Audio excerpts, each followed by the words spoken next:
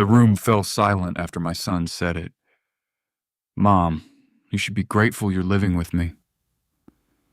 A few people chuckled awkwardly. My daughter-in-law, Melissa, took a sip of wine and didn't correct him. Around us stood neighbors, friends, and relatives admiring the beautiful Colorado home they all believed belonged to Brian. I looked at my son and barely recognized the boy I had spent my entire life protecting. Then I glanced toward the hallway, where a locked desk drawer held 20 years of financial records. Brian thought he owned this house. What he didn't know was that the truth was sitting less than 30 feet away from him. Before I said a single word, I already knew his life was about to change. If this story touches your heart, I'd love for you to stay with me until the end. Please like and subscribe if you enjoy emotional family stories like this. And while you're here, leave a comment telling me what you think. Was Connie right to stay silent in that moment? Or would you have answered immediately? I'd also love to know where you're watching from and what time it is in your part of the world.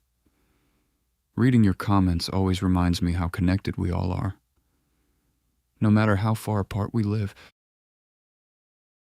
My name is Connie Wallace, and for most of my life, I believed that if you loved your child enough, sacrificed enough, and stood by them long enough, they would never forget where they came from.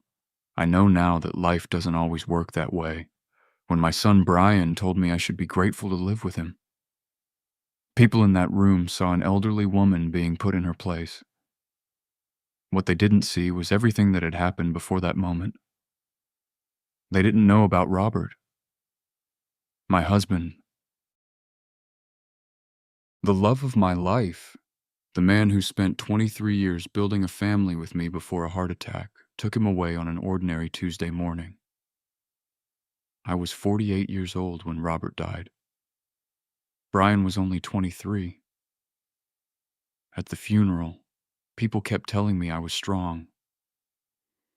The truth was, I wasn't. I was terrified. Terrified of sleeping alone. Terrified of opening bills with only one income. Terrified of facing holidays without the man who used to make me laugh when life became too heavy. But most of all, I was terrified for Brian. He had just graduated from college. His future was beginning, and I promised myself that no matter how difficult my own grief became, I would never allow my son to feel unsupported. For years, I worked harder than I ever had before. I took extra shifts at the medical billing office where I worked. I accepted weekend projects. I canceled vacations. I drove the same car for nearly 15 years. Whenever something broke, I repaired it instead of replacing it. Whenever I received a bonus, I put it into savings. I wasn't building wealth. I was building security. Security for myself, security for Brian. The older I got, the more I worried about becoming a burden someday. I had seen too many elderly parents struggle financially. I never wanted that to be me. So I saved. Quietly, consistently, year after year. Meanwhile, Brian seemed to be doing well. He found a good job in real estate. He was charming, ambitious, and naturally good with people. When he met Melissa, I was thrilled. She was beautiful, confident, and full of energy. At least that's what I thought in the beginning. I remember the day Brian brought her to dinner. Robert's old dining table was still in my house then. Melissa complimented everything: my cooking, my garden, the family photos on the wall.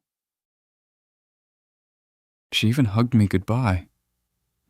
Driving home that night, Brian called, "Mom, I think she's the one." I smiled all the way through the conversation, because every mother dreams about hearing her child sound that happy. Their wedding took place 2 years later. It wasn't extravagant, but it was beautiful. I cried during the ceremony. Not because I was sad, because I felt proud. I thought Robert would have been proud too. After the wedding, life seemed to settle into a comfortable rhythm. Brian and Melissa bought a small starter home. Then Ethan was born. My grandson became the center of my world almost immediately. I babysat whenever they needed help. I attended school events. I never missed a birthday. If Ethan needed something, I was there. If Brian called, I answered. That was simply how I lived. Family came first. Always. Years passed. Then one afternoon, Brian called me sounding unusually excited. "Mom, Melissa and I found our dream house." I could hear the enthusiasm in his voice, the same enthusiasm he used to have as a little boy on Christmas morning. I laughed. "That's wonderful." "It is," he said. Then his voice changed, softer, more cautious. "The only problem is the down payment." I should have known that conversation would change everything. Over the next several weeks, Brian showed me photos of the house. It was beautiful. A large 2-story home outside Denver. A spacious kitchen. A finished basement. A large backyard. A quiet neighborhood. The kind of house people imagine growing old in. Every time he talked about it, his eyes lit up. And every time I saw that excitement, I felt something inside me soften. Because mothers never stop wanting their children to be happy, no matter how old those children become. Then Brian made a suggestion, one that seemed reasonable at the time.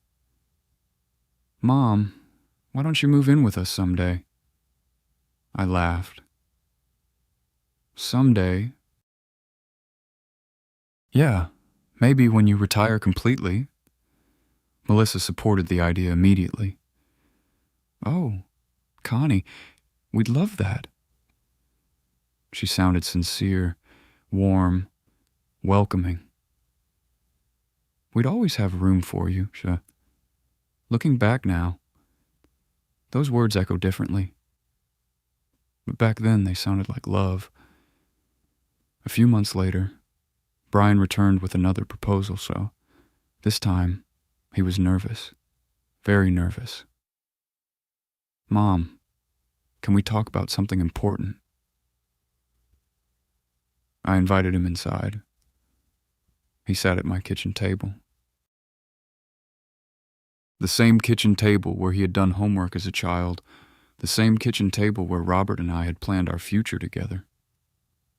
Brian stared down at his coffee. Then he said it. "If we had a larger down payment, we could get the house." I knew what he was asking before he finished the sentence. For a long moment, neither of us spoke. I looked around my home, the house Robert and I had purchased decades earlier, the house where Brian grew up, the house filled with memories. Christmas mornings, birthday parties, family dinners, late-night conversations. Every corner held a piece of our lives. Selling it would mean letting go of all of that. But when I looked at Brian, I didn't see a 40-year-old man.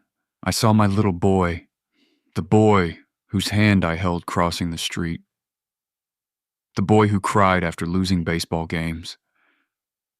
The boy whose heart I had spent my life protecting. "What exactly are you asking?" I finally said. Brian swallowed. "If you sold your house, you could move in with us, Silence filled the room. Then he added something that would ultimately convince me. "You'd never be alone again." Mom. That sentence hit me harder than he realized. Because loneliness is something many older people understand deeply. You can have neighbors, friends, activities, but after losing your spouse, the house becomes quiet in ways that are difficult to describe. And Brian knew that, whether intentionally or not. Over the next few months, I wrestled with the decision. I walked through every room, touched every wall, cried more than once, but eventually, I made my choice. I listed the house. The market was strong. The property sold faster than expected. The day I signed the final paperwork, I sat alone in my car afterward. I held the keys in my hand, and I cried, not because I regretted helping Brian, because I was saying goodbye to Robert all over again. The profit from the sale was substantial, far more than Brian and Melissa could have saved on their own. At the time, I told myself it was worth it. Because family helps family. Because my son loved me. Because we were building a future together. What I didn't realize was that buried inside the mountain of paperwork from that home purchase was a legal protection Robert himself would have insisted on. A protection that Brian barely glanced at before signing. Years later, that forgotten detail would become the one thing standing between me and complete betrayal. But at that moment, I had no idea. I simply believed I was helping my son build his dream, and I would soon learn how expensive that belief could become. The day I moved into Brian and Melissa's new house felt like the beginning of a beautiful chapter. At least, that's what I believed. The moving truck arrived on a bright Saturday morning. The Colorado sky was impossibly blue, and Ethan, who was only 8 at the time, ran circles around the driveway while the movers carried boxes inside. "Grandma's finally moving in," he shouted. His excitement warmed my heart. For the first time since Robert died, I felt like I truly belonged somewhere again. Melissa had decorated my bedroom herself, or at least that's what she told me. The walls were painted a soft cream color. There was a comfortable chair near the window and a small bookshelf waiting for my novels and family photo albums. "It's your space," Melissa said with a smile. "You don't have to worry about anything anymore." I remember hugging her. I even cried a little. After years of living alone, hearing someone say I didn't have to worry anymore felt like a gift. The first few months were wonderful. Honestly, wonderful. Every evening, we ate dinner together. Brian talked about work. Melissa shared stories about her friends. Ethan told us about school. The house felt alive, filled with laughter, filled with noise, filled with the kind of family moments I had missed for years. I happily contributed wherever I could, not because anyone asked, because that's what I had always done. I cooked several nights each week. I helped Ethan with homework. I folded laundry when I noticed it piling up. I watered the flowers outside. Sometimes I would wake up early and prepare breakfast before everyone else got out of bed. Brian often thanked me. "At least in the beginning. You're a lifesaver, Mom. Couldn't do this without you. We're lucky to have you here." Those words meant everything to me, because I never wanted to feel like a burden. I wanted to be useful. Wanted, needed, valued. Then, slowly, almost invisibly, things began to change. Not overnight, not dramatically. The changes were so small at first that I barely noticed them. One evening, I was reading in my room when Melissa knocked on the door. "Connie, could you help clean up the kitchen?" Of course. I followed her downstairs. The kitchen looked as though a tornado had passed through. Dirty dishes covered the counters. Pots and pans filled the sink. Pizza boxes sat on the table. Apparently, Melissa had hosted a gathering with several friends while I was out running errands. I spent nearly 2 hours cleaning. Melissa thanked me before going upstairs to watch television. I told myself she was tired. No big deal. Then it happened again. And again. And again. Eventually, cleaning up after everyone became expected, not appreciated. Expected. The difference between those two things is enormous. One afternoon, I was sitting on the back patio enjoying a cup of tea when Melissa walked outside. Without saying hello, she handed me a grocery list. "Can you run to the store?" I looked at the list. It was long, very long. I was actually planning to meet Linda for lunch. Linda Parker had been my closest friend for nearly 20 years. Melissa frowned. "Oh." That single word carried disappointment, disapproval, almost irritation. I immediately felt guilty. Guilty for having plans. Guilty for wanting my own life. So I canceled lunch and went shopping instead. At the time, I didn't think much about it. Looking back now, I realized that was one of the first moments I began shrinking myself to keep the peace. Brian changed too, not as quickly as Melissa, but gradually, subtly. At first, he still asked for help. Later, he simply assumed it. "Mom, Ethan needs a ride." "Mom, can you stay home with the plumber?" "Mom, can you handle dinner tonight?" Rarely did he ask whether I had plans, whether I was busy, whether I wanted to. The answer was simply expected to be yes. And most of the time, it was because I loved them, especially Ethan. My grandson remained the brightest part of every day. Every afternoon, I picked him up from school. We talked during the drive home about teachers, friends, basketball, video games, his dreams, his fears, things children don't always share with their parents. One day he asked me a question that stayed with me. "Grandma, yes. Do you ever miss your old house?" I smiled. "Sometimes." He nodded thoughtfully. "Me too."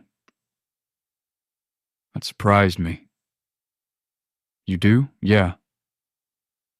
"Why?" He looked out the window. "You seemed happier there." I didn't know how to respond. Children notice things adults miss. And Ethan had always been observant. A few weeks later, another uncomfortable moment occurred. Melissa was hosting several friends for coffee break. I walked into the kitchen while they were talking. One woman smiled at me. "You must be Melissa's mother." Before I could answer, Melissa laughed. "Oh no." Then she pointed toward me. "That's Brian's mom." The woman looked embarrassed. "I'm sorry." Melissa waved her hand dismissively. "Don't worry. She lives with us now." Something about the way she said it bothered me. Not the words, the tone, as though I were an elderly relative they had generously agreed to accommodate. As though I were receiving charity. I quietly poured my coffee and returned to my room. That evening, I couldn't stop thinking about it. Maybe I was being sensitive. Maybe I was imagining things. But a small voice inside me whispered otherwise. Months continued to pass. The pattern became clearer. The more I helped, the more help was expected. The more available I became, the less appreciated I felt. Then social media entered the picture. Melissa loved posting online. Pictures of the house, pictures of family gatherings, pictures of holiday decorations. One evening, she proudly showed me a post receiving hundreds of likes.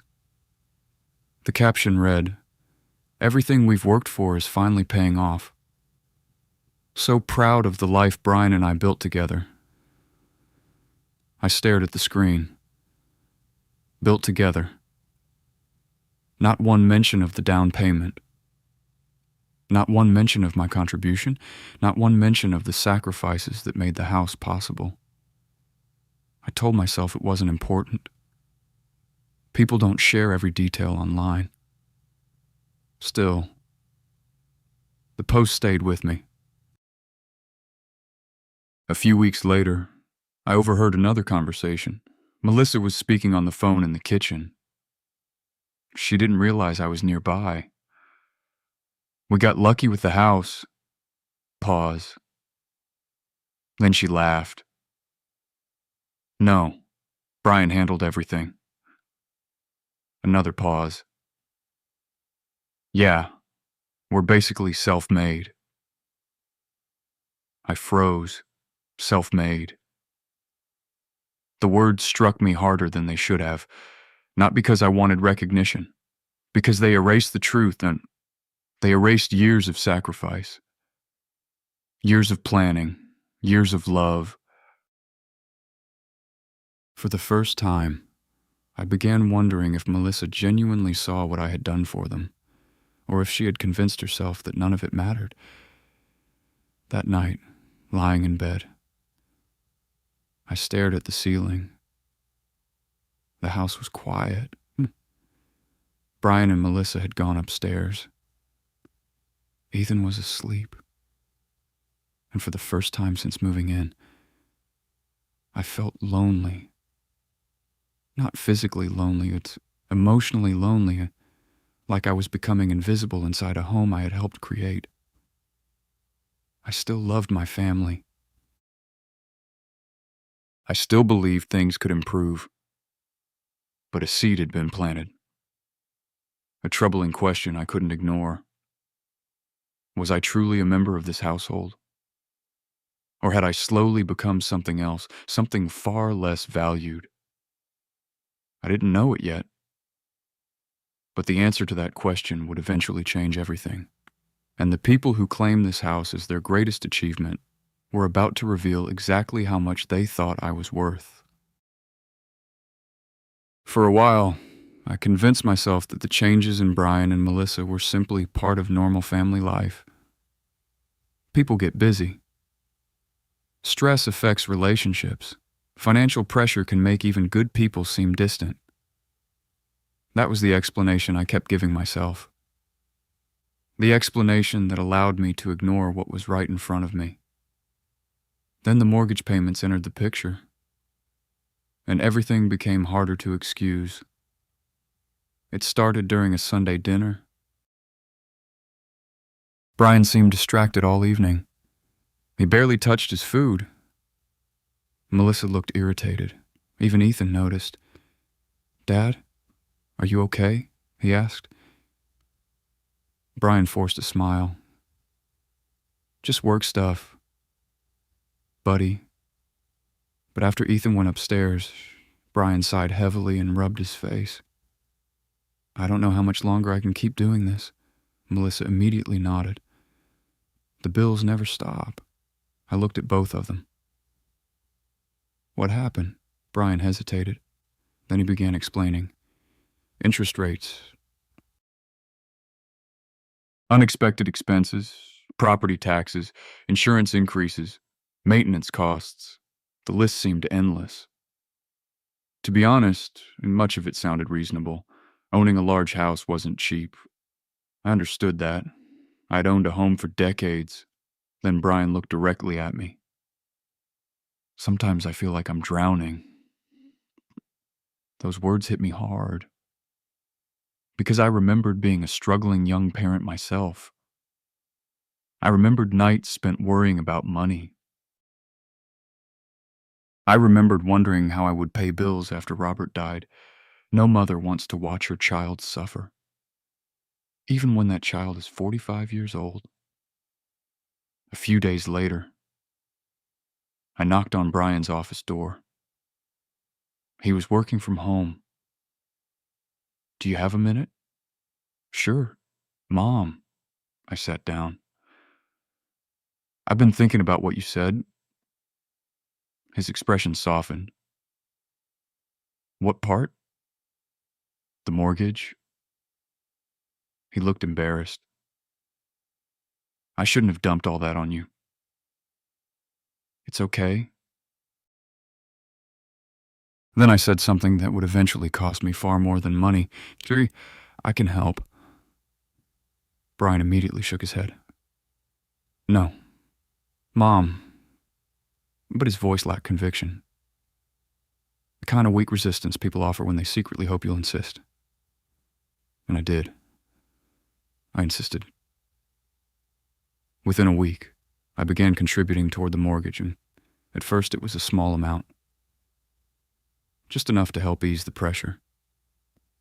Brian was grateful. Or at least he seemed grateful. He hugged me, thanked me repeatedly.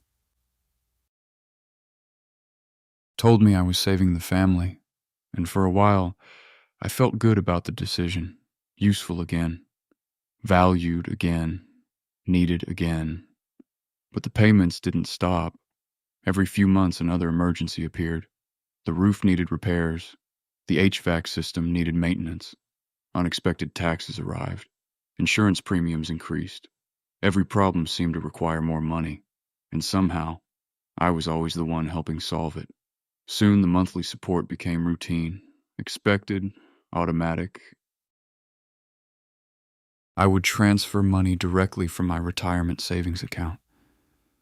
Month after month. Year after year. I never told my friends, never told Ethan, never told anyone, because I didn't want Brian to feel embarrassed. I thought I was protecting his dignity. Now I realize I may have been protecting his excuses. The strangest part was that Brian's lifestyle didn't seem to match his financial complaints. The first thing I noticed was his truck. One afternoon, I looked out the front window and saw a shiny new pickup sitting in the driveway. It looked expensive, very expensive. When Brian came inside, I asked casually, "Did you get a new vehicle?" His smile widened immediately. "Pretty nice." "Right?" I nodded. "It must have cost quite a bit." The smile faded slightly. "Work necessity." That was the explanation. Work necessity. I accepted it, at least outwardly. A few months later, Melissa appeared with a designer handbag. Then another, then another. I recognized the brands because Linda had once shown me similar items in a department store. They weren't cheap, not even close. Meanwhile, every month, Brian continued accepting help with the mortgage. Every month, without fail, I started feeling confused. Not suspicious. Not yet. Just confused. Then social media made things worse. Melissa posted constantly. Weekend trips, spa visits, fancy restaurants, wine tastings, concerts, shopping excursions. The photos always looked perfect. Smiling faces, luxury hotels, expensive meals, and carefree happiness. One evening, I sat in my room scrolling through her latest posts. There she was standing beside a resort swimming pool in Arizona. The caption read, "Much needed getaway." I stared at the picture. The same week I had transferred another mortgage payment. The same week Brian told me they were struggling. Something didn't feel right. For the first time, I allowed myself to ask a dangerous question. Were they actually struggling, or were they simply spending beyond their means? The thought made me uncomfortable. So uncomfortable that I immediately pushed it away. Because believing the second possibility would mean believing something far worse. It would mean believing my son was taking advantage of me. And I wasn't ready for that. Not yet. A few weeks later, my own health began demanding attention. For years I had dealt with arthritis in my right knee. The pain had gradually worsened. My doctor recommended a treatment plan, nothing extreme, but it wasn't cheap. One afternoon, I sat in my car outside the medical office holding the estimate. I remember staring at the numbers, then thinking about the mortgage transfer scheduled for the following week. Eventually, I folded the paper and placed it in my purse. The treatment could wait. At least that's what I told myself. Brian needed help. Family came first. That had always been my philosophy, even if it meant postponing care for myself. Months later, Linda noticed my limp while we were having lunch. "You need to take care of that knee." I smiled weakly. "I will." "When soon?" She studied me carefully. Then she asked a question I wasn't expecting. "Connie, are you giving Brian money?" My stomach tightened. "What makes you ask that?" Linda leaned back. "You always defend him when people mention finances." I laughed nervously. "He's my son." It wasn't my question. I looked away. She sighed. "Connie, helping family is one thing." Her voice softened. "Being used is something else." I immediately became defensive. "Brian would never use me." She didn't argue. She simply nodded. But the concern remained in her eyes. The conversation stayed with me long after lunch ended. At night I couldn't sleep. I kept replaying everything. The mortgage payments, the vacations, the truck, the designer bags, the postponed medical treatment, the endless requests. For the first time, the pieces didn't seem to fit together. Then another incident happened, one that I couldn't easily explain away. I was organizing paperwork in the home office when I accidentally found a stack of unopened bills. Most were ordinary: utility statements, insurance notices, credit card offers. Then one envelope caught my attention. A luxury travel company. The balance due printed on the statement made my eyes widen. Several $1,000s. I quickly placed everything back exactly where I found it, my heart racing. I hadn't intended to snoop, but now I knew something. Something important. The family that claimed financial hardship was somehow finding money for luxury vacations. That realization planted a seed of doubt that refused to disappear. And once doubt takes root, it begins growing in every direction. For the first time since moving into the house, I started paying closer attention, listening more carefully, observing more closely, looking beyond the words Brian and Melissa were telling me. Because deep down, a painful possibility was beginning to emerge. Maybe the problem wasn't that they couldn't afford the mortgage. Maybe the problem was that they had discovered someone else was willing to help pay it. If that was true, then everything I believed about our arrangement might be built on a lie. A lie that was about to become impossible to ignore. My 70th birthday arrived on a chilly October weekend. I had never been particularly interested in big celebrations. After Robert passed away, birthdays became quieter affairs anyway. A dinner with family, a few phone calls from friends, maybe a slice of cake. That was enough for me. So when Melissa announced she wanted to host a large birthday gathering at the house, I was genuinely touched. 70 is a big milestone. Connie, she said, we should celebrate properly. For a moment, I felt hopeful. Maybe I'd been too critical lately. Maybe I'd misunderstood some things. Maybe this party was their way of showing appreciation. I wanted to believe that. I truly did. For 2 weeks, I helped prepare. I baked desserts. I polished silverware. I arranged decorations. I even spent part of my own money on flowers because I wanted everything to look beautiful. The morning of the party, I woke up excited, like a little girl.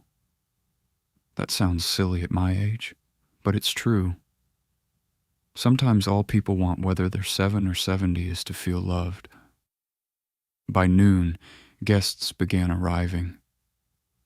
Friends, neighbors, some of Brian's co-workers, and several members of Melissa's social circle. Even Linda came. The house quickly filled with conversation and laughter. At first, everything seemed wonderful. People hugged me, wished me happy birthday, complimented the house, complimented the decorations. For a while, I allowed myself to relax. Then I noticed something. Melissa wasn't introducing the gathering as my birthday party. Not really.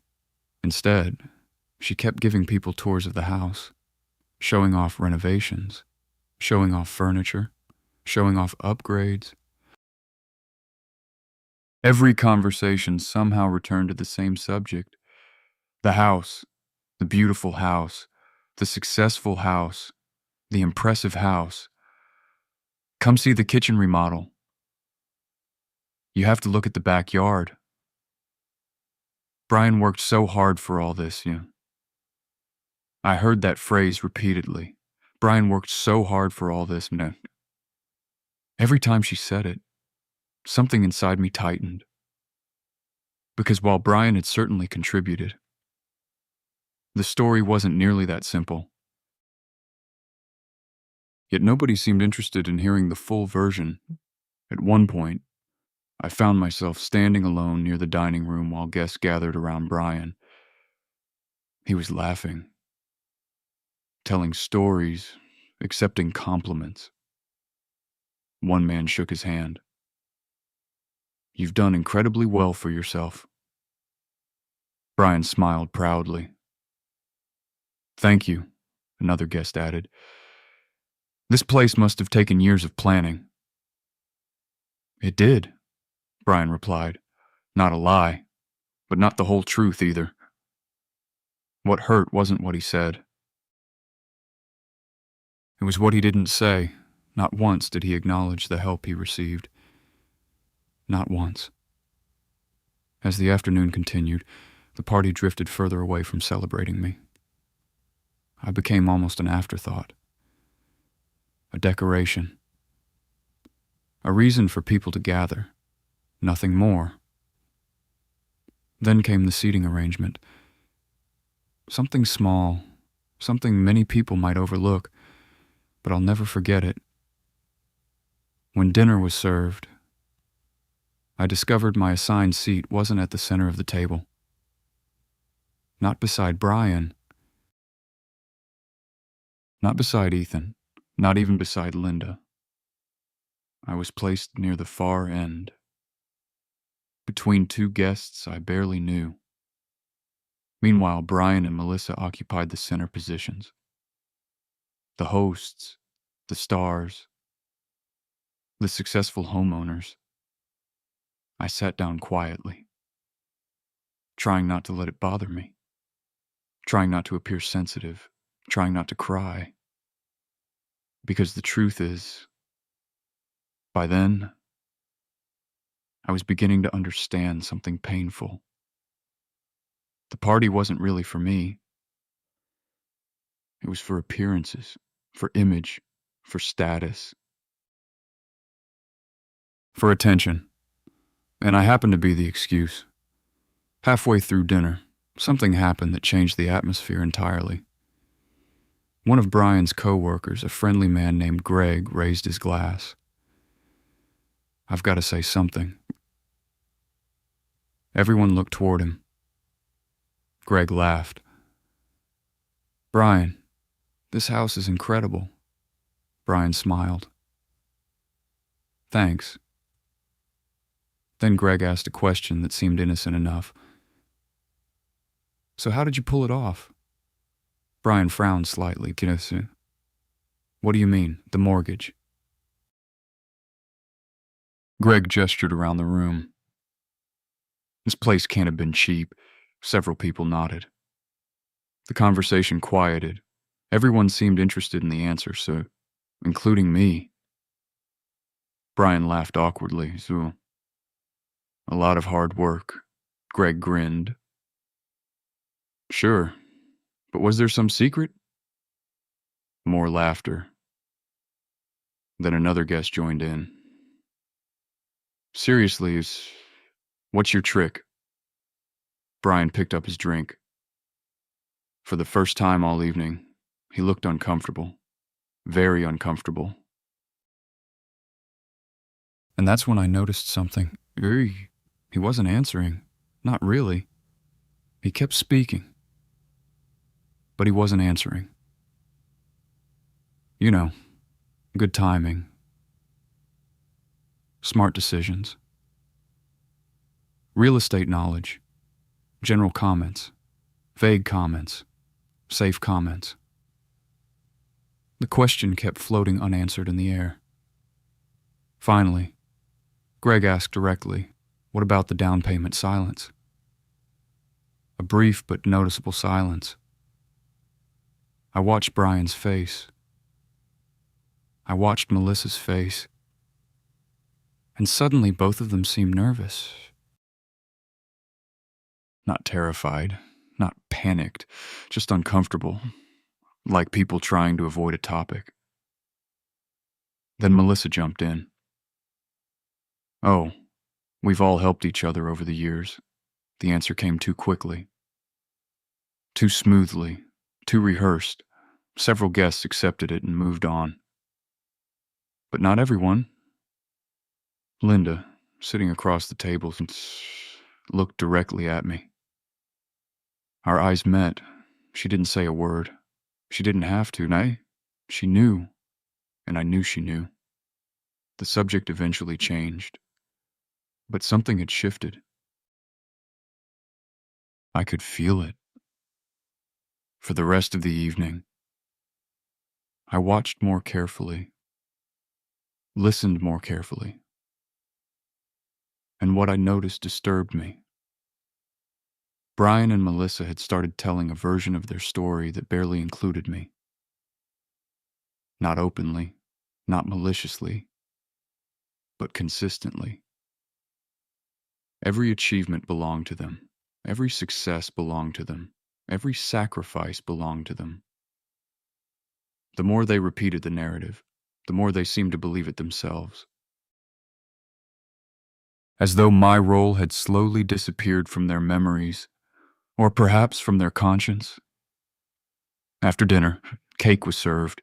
Everyone sang happy birthday. I smiled for photographs, blew out candles, thanked people for coming, played my role.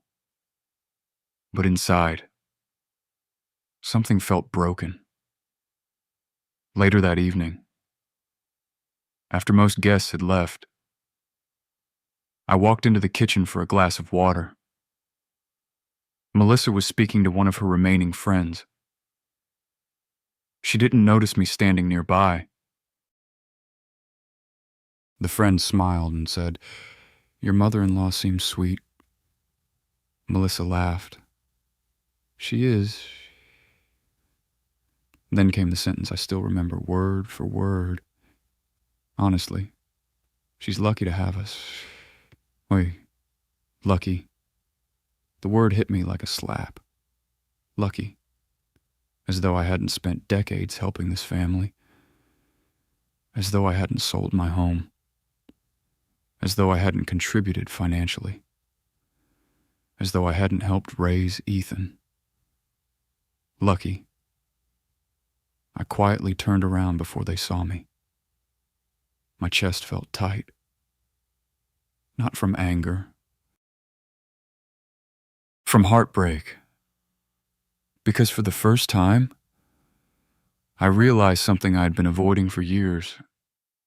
Melissa genuinely believed that I was the beneficiary of their generosity, not the other way around. And if Melissa believed it, there was a growing chance Brian believed it too. That possibility terrified me, more than the mortgage, more than the money, more than the disrespect, because money can be replaced. But when your own child begins rewriting the history of your sacrifices, something much deeper is lost. That night, after everyone went to bed, I sat alone in my room. The birthday cards remained unopened beside me. The flowers sat on the dresser. The house was quiet. And for the first time, I found myself wondering whether I truly knew the people living under this roof. Then another thought crossed my mind, a thought I couldn't shake. If Brian and Melissa were willing to erase my contributions in front of friends and family, and what else might they be planning behind my back? I didn't have the answer yet. But I was about to find out. And the truth would be worse than I imagined. After my birthday, I stopped making excuses. Not publicly, not even out loud. But inside my own mind, something had changed. For years, whenever Brian or Melissa disappointed me, I automatically searched for reasons to justify their behavior. They're stressed, they're tired, they're overwhelmed, they're under financial pressure. I had become very good at protecting them from accountability, perhaps because acknowledging the truth would have hurt too much. But once you start seeing things clearly, it's difficult to go back. And clarity arrived one rainy Thursday afternoon, completely by accident. I had returned home earlier than expected from a doctor's appointment. The weather had turned ugly, and my appointment ended ahead of schedule. When I walked through the front door, I immediately heard voices coming from the kitchen, Brian and Melissa. They were talking, arguing. Actually, at first, I wasn't paying attention. I intended to head upstairs quietly. Then I heard my name, and I froze. "She's not going to like it," Brian said. Melissa sighed dramatically. "Honestly, Brian, it doesn't matter." I remained motionless. Their voices carried clearly through the hallway. "We can't just spring it on her," Brian replied. "We absolutely can." A long pause followed. Then Melissa spoke again. "The basement is finished." My stomach tightened. The basement? Why were they talking about the basement? "It'll be better for everyone," Melissa continued. "Especially Ethan." Brian didn't answer immediately. Then came the sentence that made my heart sink. "What do we tell Mom about her room?" For a moment, I genuinely wondered if I had misunderstood. Maybe they were planning a surprise. Maybe they wanted to renovate something. Maybe there was a reasonable explanation. Then Melissa destroyed that hope. "We tell her we're converting the room. Converting the room. My room. The room they had promised would always be mine. The room they decorated when I first moved in. The room they said I would never have to leave.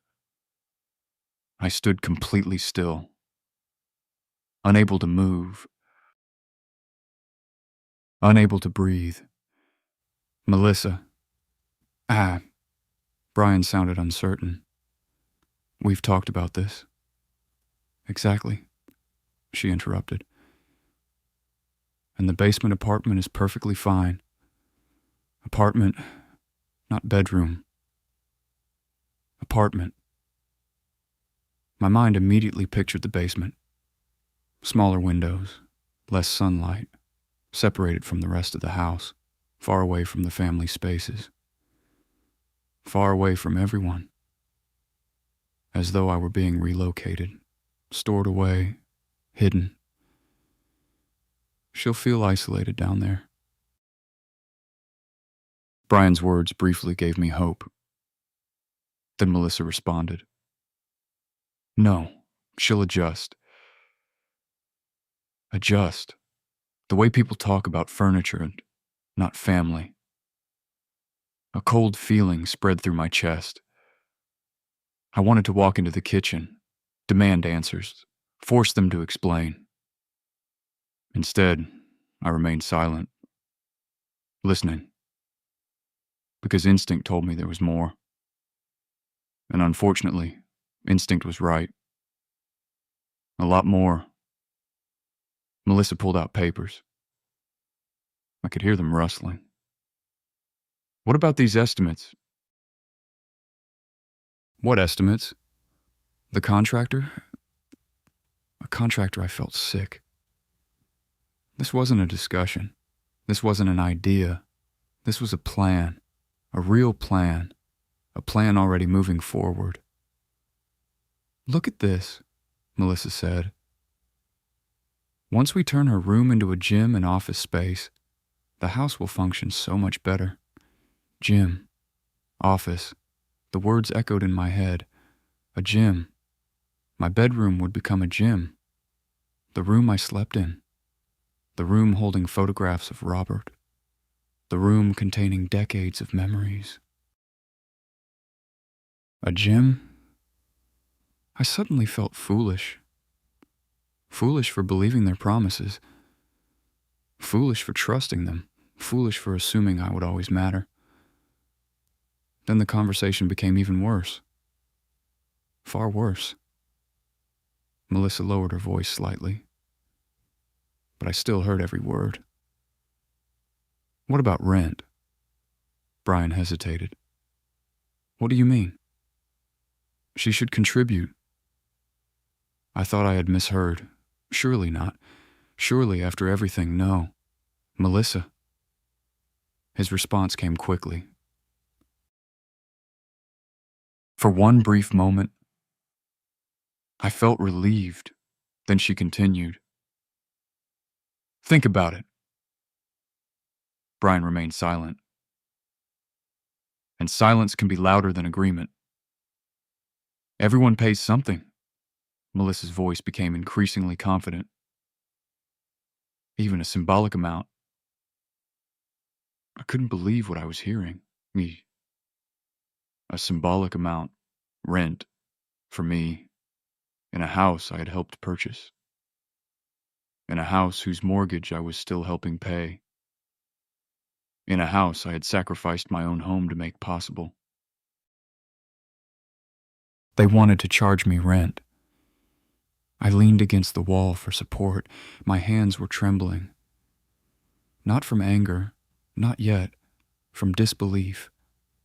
Because there are moments in life when reality becomes so absurd that your brain struggles to process it. This was one of those moments. Then came the sentence that shattered whatever illusions I still had. Melissa laughed softly. Honestly, she's getting a pretty good deal living here. A good deal. I closed my eyes. The woman standing in that hallway was not the same woman who had moved into the house years earlier. Something inside me was breaking. And something else was awakening. For the first time, I wasn't thinking like a mother. I was thinking like someone being taken advantage of. Eventually, the conversation ended. I quietly slipped out through the garage and walked around the neighborhood for nearly an hour. Rain soaked my jacket. I didn't care. I needed time, needed space, needed air. When I finally returned home, Brian greeted me as though nothing had happened. "How was your appointment?" I stared at him. This man, this grown man I had raised, the baby I once rocked to sleep, the child I protected from every disappointment possible, now standing in front of me while secretly planning to move me into the basement. I forced a smile. It was fine. The lie tasted bitter. That evening, I watched them differently. Melissa scrolling through her phone. Brian watching television.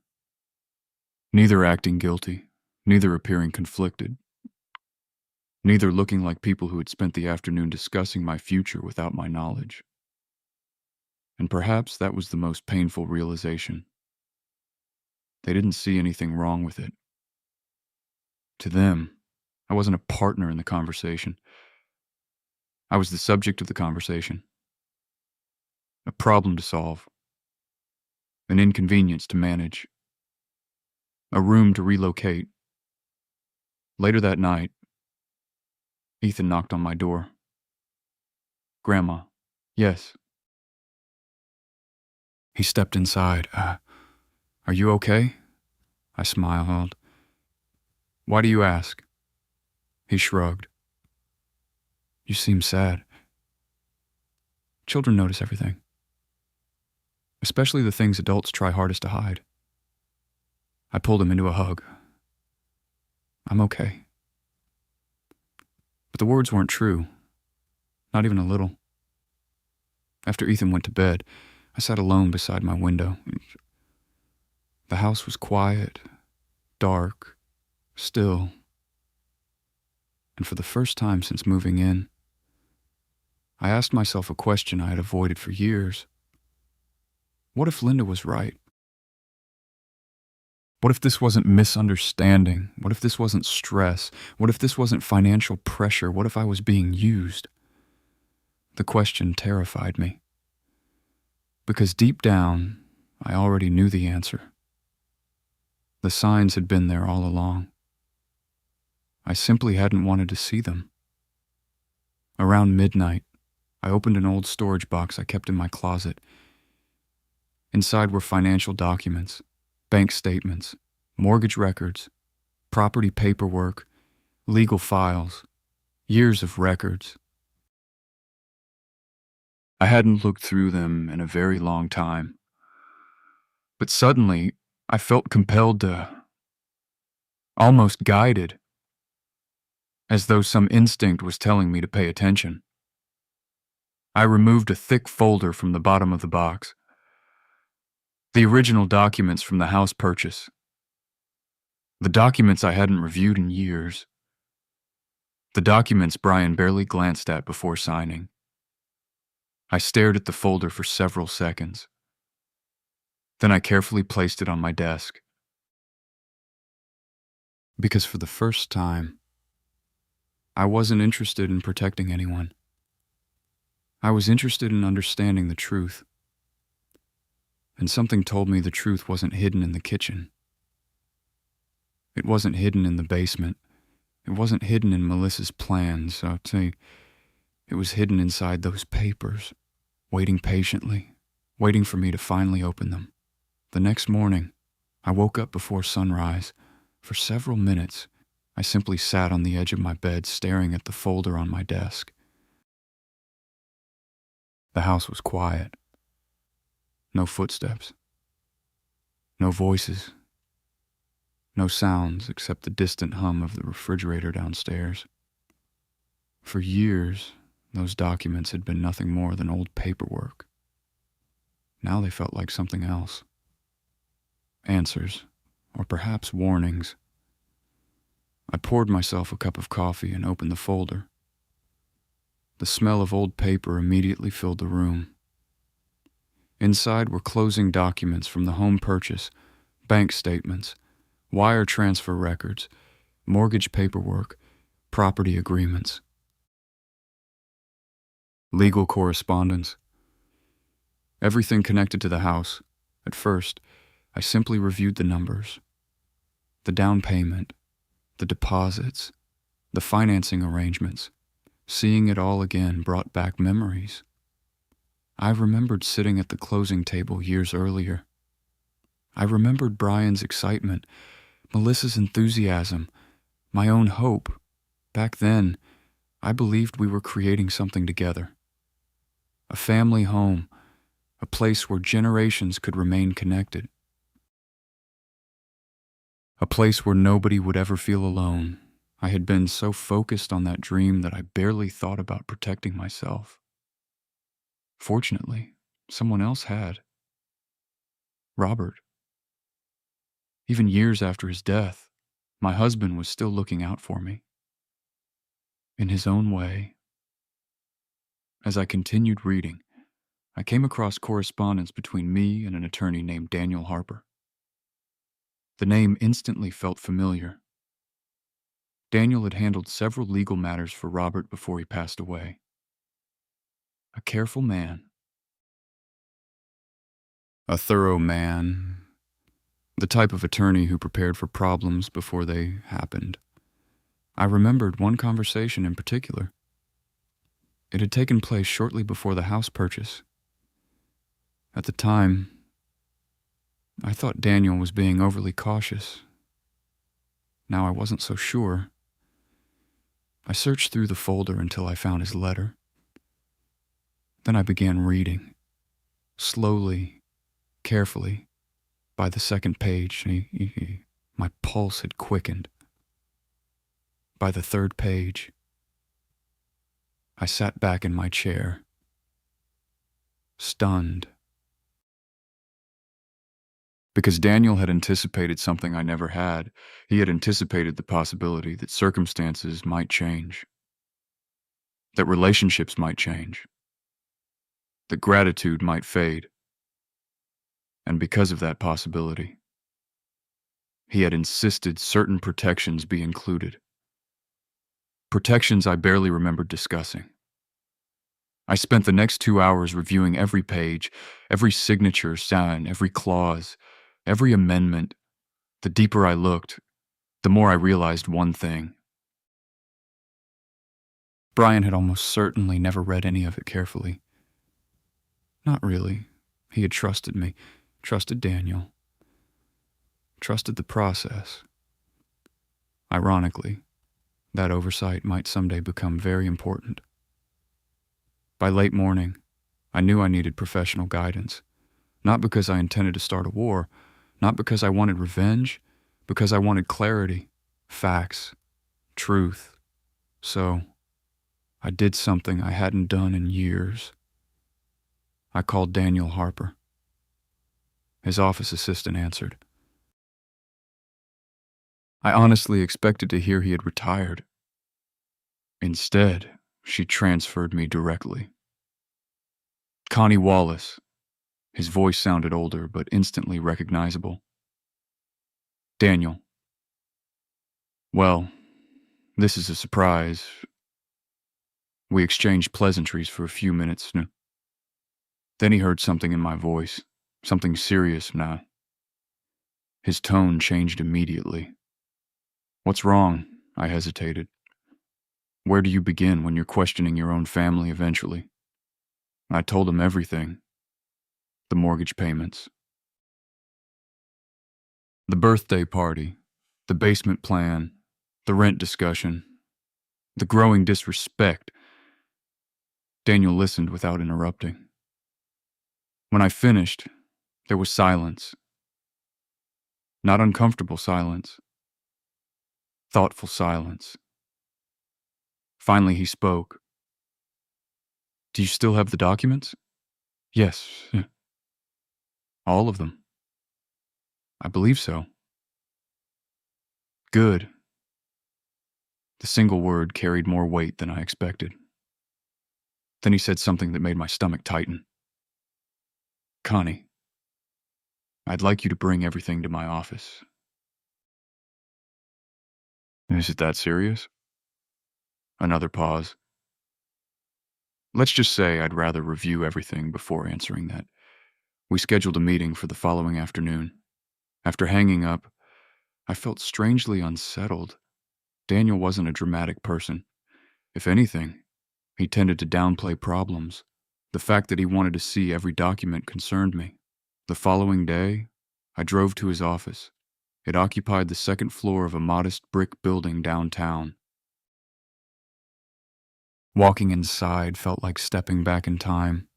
The furniture looked familiar. The reception desk looked familiar.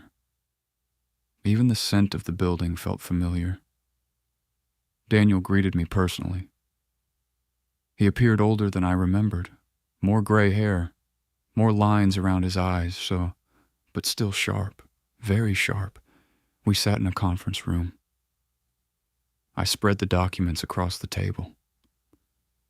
For nearly an hour, Daniel reviewed everything. Occasionally he made notes. Occasionally he highlighted sections. Mostly he remained silent. And the longer he remained silent, the more nervous I became. Finally he leaned back in his chair. Well, I swallowed. Well, what? He removed his glasses. Then he looked directly at me. Your husband was a very smart man. The comment surprised me. Robert Daniel nodded. Extremely. What do you mean? He folded his hands. Robert worried about you. A lump formed in my throat. Even after all these years, hearing someone mention Robert's concern for me still affected me. He specifically instructed me to protect your interests if you ever contributed significant assets toward a family property. I stared at him. I don't remember that. You weren't supposed to focus on it. Daniel smiled gently. You were focused on helping your son. That was true. I had been completely. Connie, do you know how much of the original down payment came from your funds? Most of it. Not most. He opened a file. Nearly all of it. I blinked. For years I had avoided calculating the exact numbers. Seeing them in black and white felt different, more real, more undeniable. Daniel continued. Then there are the mortgage contributions. I nodded slowly. There are many. Yeah, he looked directly at me. Very many. The room suddenly felt smaller. Then Daniel pointed to one section of the agreement. A section I barely remembered. Did Brian ever discuss this with you afterward? No. Did Melissa? No. His expression hardened. I suspected as much. My pulse quickened. What does it mean? Daniel tapped the page. Carefully, deliberately. Connie, this provision gives you considerably more protection than your son probably realizes. For several seconds, I simply stared at him. What kind of protection? He smiled slightly. The kind of smile attorneys use when they're trying not to reveal everything too quickly. The kind that prevents people from pretending your contributions never existed. A chill ran through me. For the first time, I felt something unexpected. Not anger, not sadness, relief. Because for months I had felt powerless, dependent, vulnerable, as though my future rested entirely in Brian and Melissa's hands. Now I was learning that wasn't true. Not at all. Daniel continued reviewing additional paperwork. By the end of the meeting, one conclusion had become impossible to ignore. Legally speaking, I was far from powerless, in fact, if circumstances ever became adversarial, Brian might be facing far more complications than he understood. As I gathered the documents, I asked a question that had been haunting me. Daniel. Yes. Do you think Brian intentionally took advantage of me? He didn't answer immediately. Instead, he chose his words carefully. Very carefully. Finally, he said, I think people sometimes become comfortable benefiting from sacrifices they didn't make. I looked down at the table. That's not really an answer. No. His expression softened. But it's the most honest one I can give. I left the office carrying the same folder I had brought in. Yet somehow it felt heavier. Not because of the papers, because of what they represented. Truth, protection, leverage. For the first time in years, I wasn't relying on assumptions. I was relying on facts.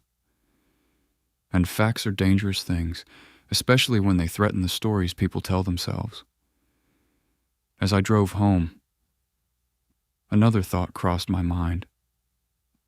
Brian and Melissa still believed I knew nothing. They believed their basement plan remained secret. They believed I would quietly accept whatever future they decided for me. Most importantly, they believed the house belonged entirely to them. They were wrong, and very soon, I would need to decide exactly what to do with that knowledge after meeting with Daniel Harper. I made a decision. I wasn't going to confront Brian. Not yet. I wasn't going to reveal what I knew. I wasn't going to mention the legal protections. And I certainly wasn't going to tell him I had overheard the conversation about moving me into the basement. Instead, I was going to wait. Observe. Listen. Because people reveal far more when they believe you know nothing, and Brian and Melissa were about to reveal plenty. For the next 2 weeks, I behaved exactly as I always had. I cooked dinners, helped Ethan with homework, folded laundry, smiled politely, acted completely unaware. Meanwhile, I paid close attention. The more I watched, the more obvious something became. Melissa was growing impatient, not angry, not hostile, impatient. Like someone waiting for a delayed project to move forward. Several times I caught her measuring spaces around the house, taking photographs, reviewing floor plans on her tablet. Whenever she noticed me looking, she quickly changed the subject. I pretended not to notice. Then one evening, Brian announced a family meeting. The moment he said those words, I knew. Something was coming. Something important. Mom, he said casually during dinner. Can we all sit down tomorrow night? There's something we'd like to discuss. I looked up. Of course. Melissa smiled. The smile never reached her eyes. The following evening, everyone gathered in the dining room. Brian sat at the head of the table. Melissa sat beside him. Ethan looked confused. I felt surprisingly calm, almost detached, as though I were watching a play whose ending I already knew. Brian cleared his throat. So? He glanced at Melissa, then back at me. We've been talking about ways to make the household run more efficiently. Efficiently. Interesting choice of word. Not happier, not healthier, not closer. Efficient. I nodded. Okay. Melissa immediately took over. We've created some new household guidelines. Guidelines. Another interesting word. She slid several printed pages across the table. I looked down. The document had a title, Household Living Agreement. I nearly laughed, not because it was funny, because it was so absurd, yet nobody else seemed to recognize that. Melissa continued speaking. We just think structure helps avoid misunderstandings. I remained silent. She interpreted my silence as agreement. Big mistake. The first section covered visitors. According to the document, guests would require advance notice. At least 48 hours. I raised an eyebrow. Guests, Melissa smiled. We just want consistency. I immediately thought of Linda, my closest friend. The woman who occasionally stopped by for coffee. Apparently that now required approval. Interesting. The next section addressed common areas, specific hours, specific rules, specific restrictions. I read quietly. The list continued growing. Then I reached another section. Financial responsibilities. My stomach tightened. Here it comes. Melissa leaned forward. We think it's only fair that everyone contributes. Everyone. Such a convenient word. A word designed to disguise exactly who they were talking about. I looked up. Everyone. Brian shifted uncomfortably. Melissa remained confident. Utilities have increased. I waited, and food costs have increased. I continued waiting. And since we're all benefiting from the arrangement, there it was. The justification, the sales pitch, the carefully prepared argument. I set the paper down. How much? Brian immediately looked at Melissa. Melissa looked at Brian. That tiny exchange told me everything. This conversation had been rehearsed, repeated, planned. Eventually, Brian answered. We were thinking a modest amount. Modest? Another carefully selected word. How much? This time, Melissa provided the number. A monthly payment, not enormous, but significant, especially considering the circumstances, especially considering everything I had already contributed. For several seconds, nobody spoke. Ethan looked back and forth between us. Confused, uncomfortable. I could almost see the questions forming in his mind. Then I reached the section I had been expecting. The section about living arrangements. The basement. My eyes moved slowly across the page. Exactly as I suspected. The proposal described converting the lower level into a private apartment. Additional privacy. Independent space. Improved household functionality. The language was polished. Professional. Almost impressive. If you ignored what it actually meant, I looked up calmly. So you want me to move downstairs? Brian immediately raised both hands. Mom, that's not how we're looking at it. Of course it wasn't. Because the truth sounded terrible. Melissa jumped in. We're trying to create a better situation for everyone. I studied her face. She genuinely believed she was being reasonable. That realization disturbed me more than anything else. People like Melissa rarely view themselves as villains. They view themselves as practical, logical, entitled, and that's often far more dangerous, so... "What happens to my room?" I asked. Silence. A brief silence.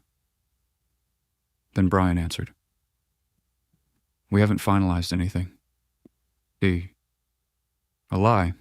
Not a large lie, but a lie nonetheless. I had heard the gym discussion. I had heard the contractor estimates. I had heard the plans, yet I simply nodded, as though I believed him. Melissa sensed momentum. She leaned forward. "So, we're just trying to think about the future. The future, that word struck me. Because for years I had been thinking about their future, selling my home, funding the down payment, helping with the mortgage, supporting the household. Everything I had done was for their future. And now they were discussing a future that seemed to have very little room for me. At least not as an equal member of the family." Finally, Brian pushed a pen toward me. The gesture was almost comical. "So if you're comfortable with everything..." The sentence trailed off, but the meaning was obvious. Sign it. Agree. Accept. Become official. I stared at the pen, then at the document, then at my son. A strange calm settled over me. Not anger, not sadness, clarity. For the first time in years, I wasn't reacting emotionally. I was seeing the situation exactly as it was. Brian believed he held all the power. Melissa believed she controlled the future of the house. Both assumptions were wrong. Dangerously wrong. I folded the document carefully. I placed it back on the table, and smiled. No. The room froze. Melissa blinked. "What?" "No." I repeated it politely. "I'm not signing anything tonight." The silence that followed felt enormous. Brian forced a laugh. "Mom, it's not a legal contract." I almost smiled at the irony. Not a legal contract. If only he knew how much legal paperwork already existed. Paperwork he had forgotten. Paperwork I'd recently rediscovered. Paperwork sitting safely inside my bedroom. "I'd like time to review it," I said. Melissa's expression hardened for the first time all evening. What's there to review? A dangerous question. Because there was far more to review than she realized. I maintained my smile. I've reached an age where I don't sign documents without reading them carefully. Brian shifted uncomfortably. Melissa looked frustrated. Neither of them expected resistance. That much was obvious. For years, I had accommodated everyone, compromised, adjusted, sacrificed. They had grown accustomed to it. The idea that I might suddenly establish boundaries seemed to surprise them. Good. Perhaps surprise was overdue. The meeting ended shortly afterward. Nobody seemed satisfied. Especially Melissa. Later that night, I heard Brian and Melissa arguing behind their bedroom door. Not loudly, but enough. Enough to know my refusal had disrupted their plans. And that knowledge gave me something I hadn't felt in a long time. Confidence. Because for years, they had been making decisions about me. Without me. Now they were discovering something important, and the woman they viewed as dependent wasn't nearly as powerless as they assumed. The next move would be theirs. And I had a strong feeling they were about to make a very serious mistake, one that would force the truth into the open much sooner than any of us expected. The mistake came sooner than I expected. Looking back, I think Brian and Melissa were frustrated that I hadn't signed their agreement. For years, I had been predictable, accommodating, flexible, easy to persuade. Then suddenly I wasn't, and that change unsettled them. People become comfortable when someone always says yes. The first no often feels like rebellion. The weeks following the family meeting were tense. Not openly tense. Nobody yelled. Nobody argued. But the atmosphere inside the house changed. Melissa became colder, less patient, less careful about hiding her irritation. Brian mostly avoided difficult conversations altogether, which, unfortunately, had always been one of his weaknesses. Even as a child, Brian hated confrontation. When faced with conflict, he preferred avoidance, delay, excuses, anything except dealing with the issue directly. Now he was doing the same thing again. The only person who seemed unaffected was Ethan. If anything, my grandson spent more time with me than ever. One Saturday afternoon, we sat on the back porch while he worked on a school project. "Grandma." "Yes." "You and Dad seem weird lately." I smiled. "Weird," he nodded.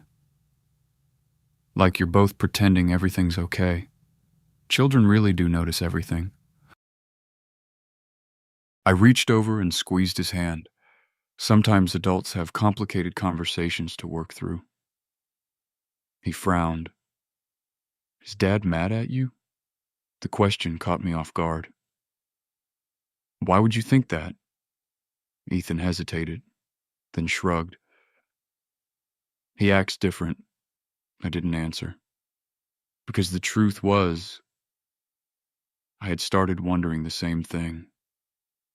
Not whether Brian was angry, whether he resented me. And resentment is a dangerous emotion, especially when mixed with entitlement. A few days later, another event appeared on the family calendar. A neighborhood gathering, nothing formal, just a weekend dinner with friends and neighbors. And Melissa loved hosting, loved entertaining, loved presenting an image of success. So naturally, she volunteered our house. By early evening, guests filled the living room. Music played softly. Wine glasses clinked. People laughed. From the outside, everything looked perfect. The successful family. The beautiful home. The happy life. The illusion was almost convincing. Almost. I spent most of the evening speaking with a few older neighbors. Meanwhile, Brian and Melissa floated from group to group, playing host, accepting compliments, telling stories, selling the dream. At one point, I noticed Melissa showing guests the recently renovated areas of the house. Again, always the house, always the upgrades, always the image. Then I overheard something. A neighbor admired the basement. "It's practically a separate apartment." Melissa smiled. "We're thinking about making some changes down there." I felt my stomach tighten. Apparently, the plan was still moving forward, even though I'd never agreed to anything. I quietly turned away, not wanting to create a scene, not wanting to react emotionally, because Daniel's words kept echoing in my mind. Facts. Stay focused on facts, not feelings. Facts. For most of the evening, I succeeded. Then everything changed. The moment arrived unexpectedly. One careless comment, one careless sentence, and suddenly years of tension came rushing to the surface. A group had gathered near the fireplace. I happened to be standing nearby. The conversation drifted toward multi-generational households. One woman smiled at me. "I think it's wonderful that Brian lets you live here." The words weren't intended to be cruel. She was simply repeating the story she'd been told. Before I could respond, another guest added, "Not many adult children would do that these days." Several people nodded. I noticed Melissa smiling, proudly, as though accepting praise. Something inside me shifted. Not anger, not yet. Exhaustion. I was tired. Tired of being erased. Tired of pretending. Tired of listening to a false narrative become accepted truth. Then the woman asked another question. "How long have you lived with Brian now?" "Several years," I answered. "You're lucky." Lucky. There was that word again, the same word Melissa's friend had used after my birthday. Lucky. I felt my jaw tighten. Before I could respond, Brian laughed, a casual laugh, a thoughtless laugh. Then he said the sentence that changed everything. "Yeah, my mom's got it pretty good." A few guests chuckled. My heart sank. He wasn't joking. Not really. I could hear it in his voice, the confidence and the assumption, the certainty. He believed what he was saying.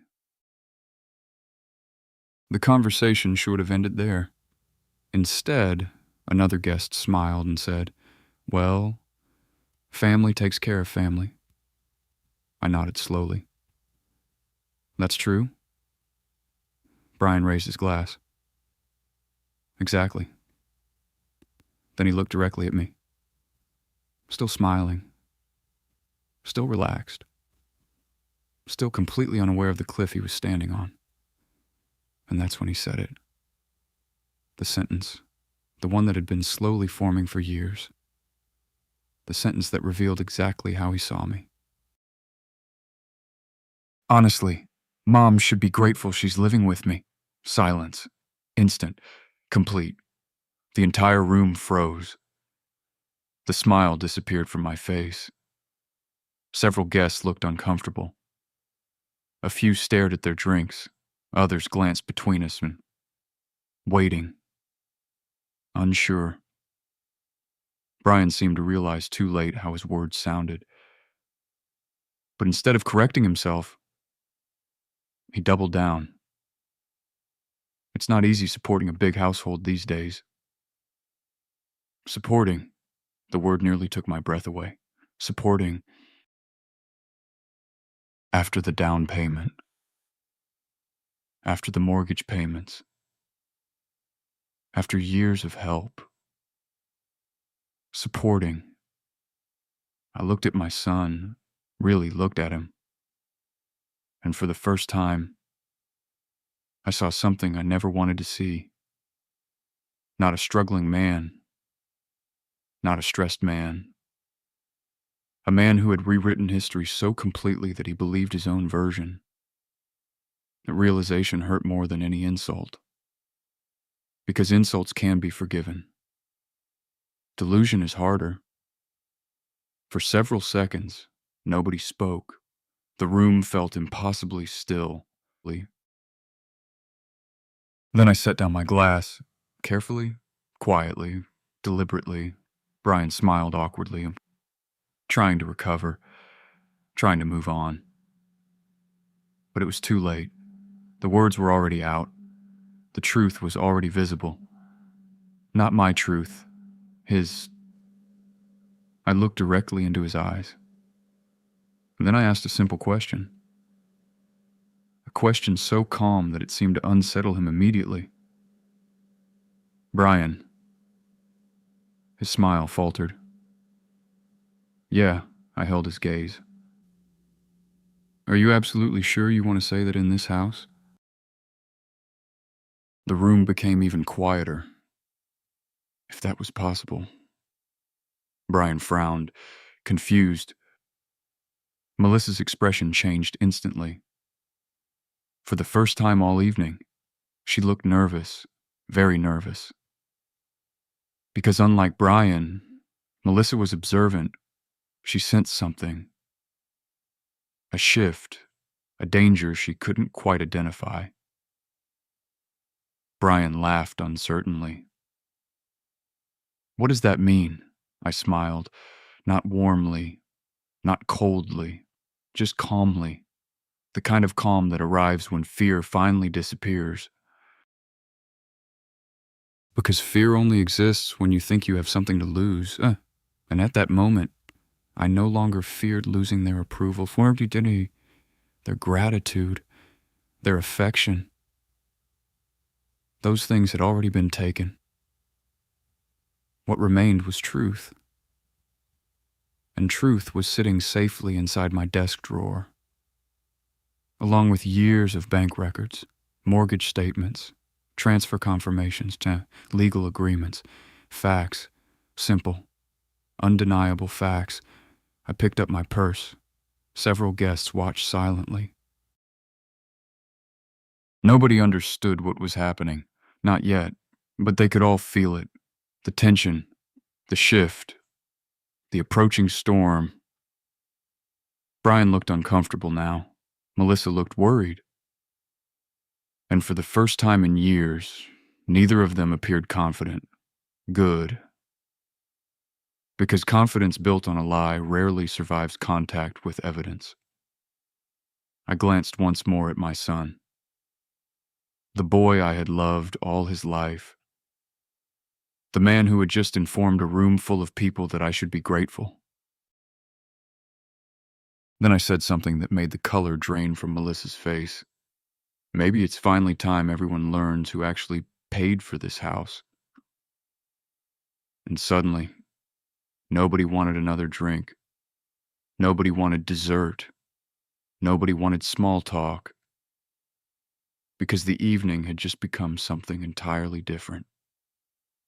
And Brian still had no idea how much trouble he was in. For a few seconds after I spoke, nobody moved. Nobody breathed. Nobody seemed entirely sure what was happening. The room that had been filled with laughter only moments earlier now felt frozen. Every conversation had stopped. Every eye had turned toward me, including Brian's. Especially Brian's. What are you talking about? He asked. His voice sounded strained, forced. The confidence that had existed moments earlier was gone. I looked at him calmly. Then I looked around the room. At the neighbors. At the friends. At the people who had spent years hearing only one version of the story. I hadn't planned to do this publicly. I truly hadn't. But Brian had chosen the audience.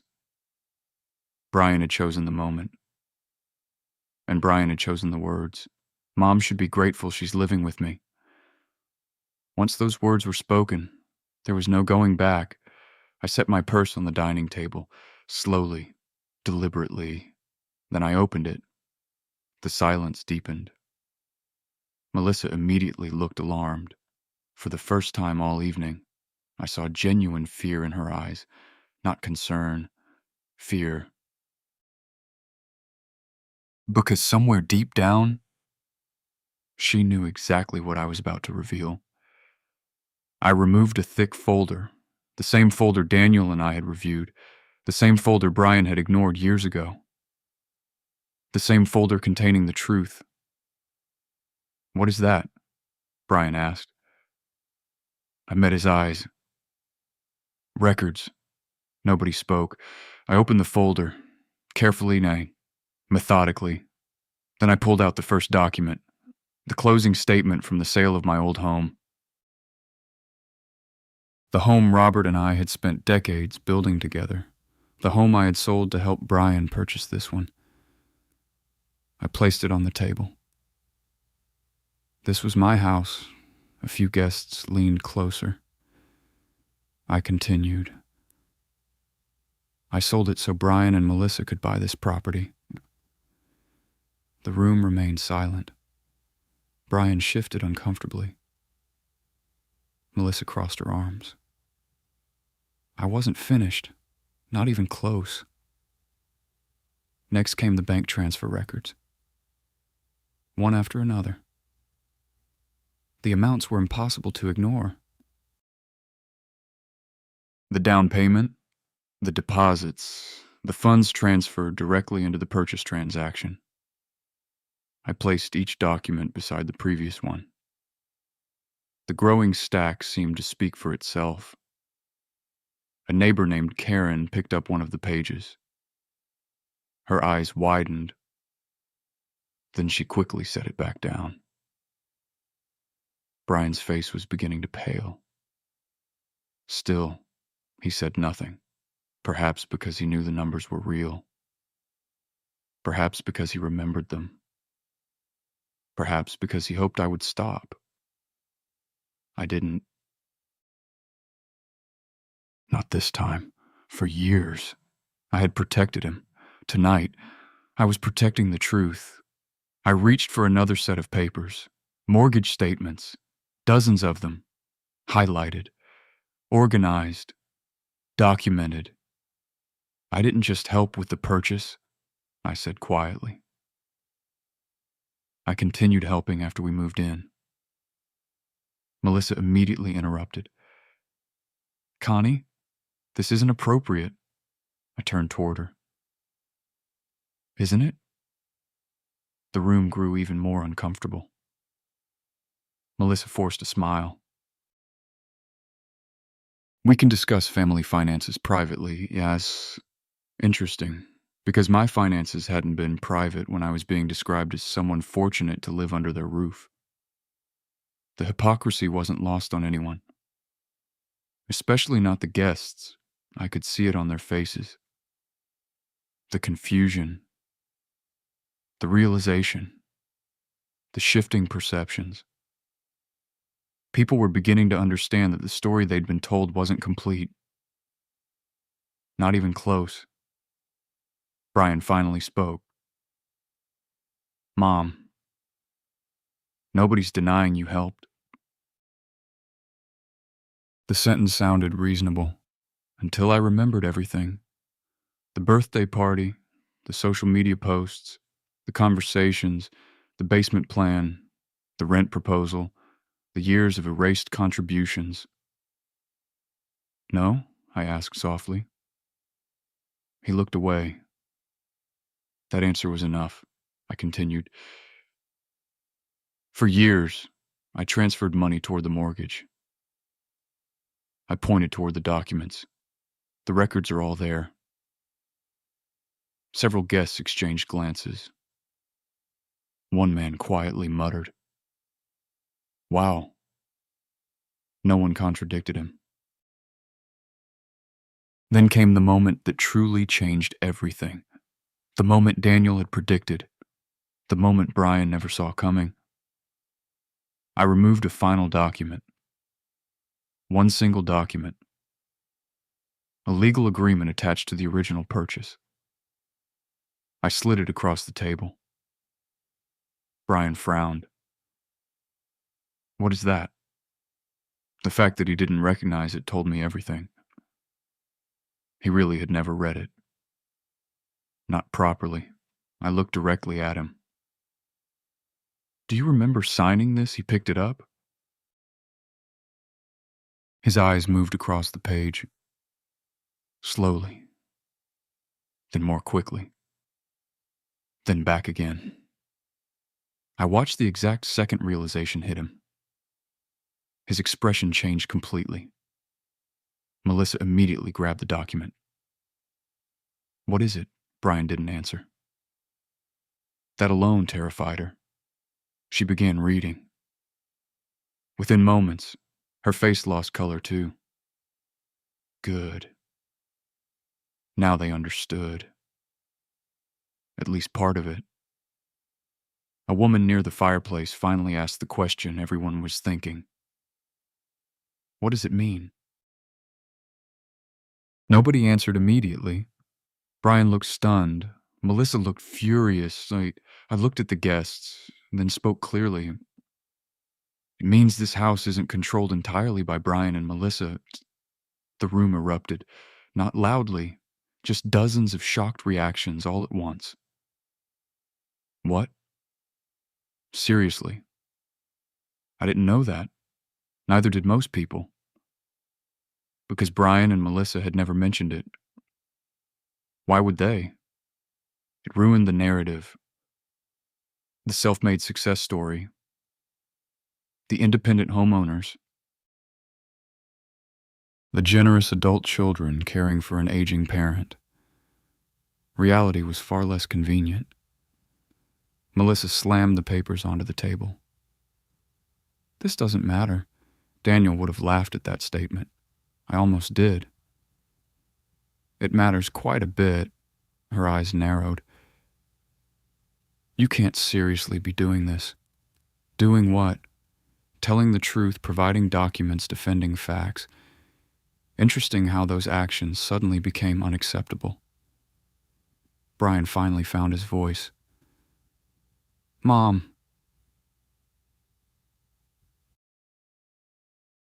For a moment, I thought he might apologize, acknowledge the truth, recognize what had happened. Instead, he said, why are you embarrassing us?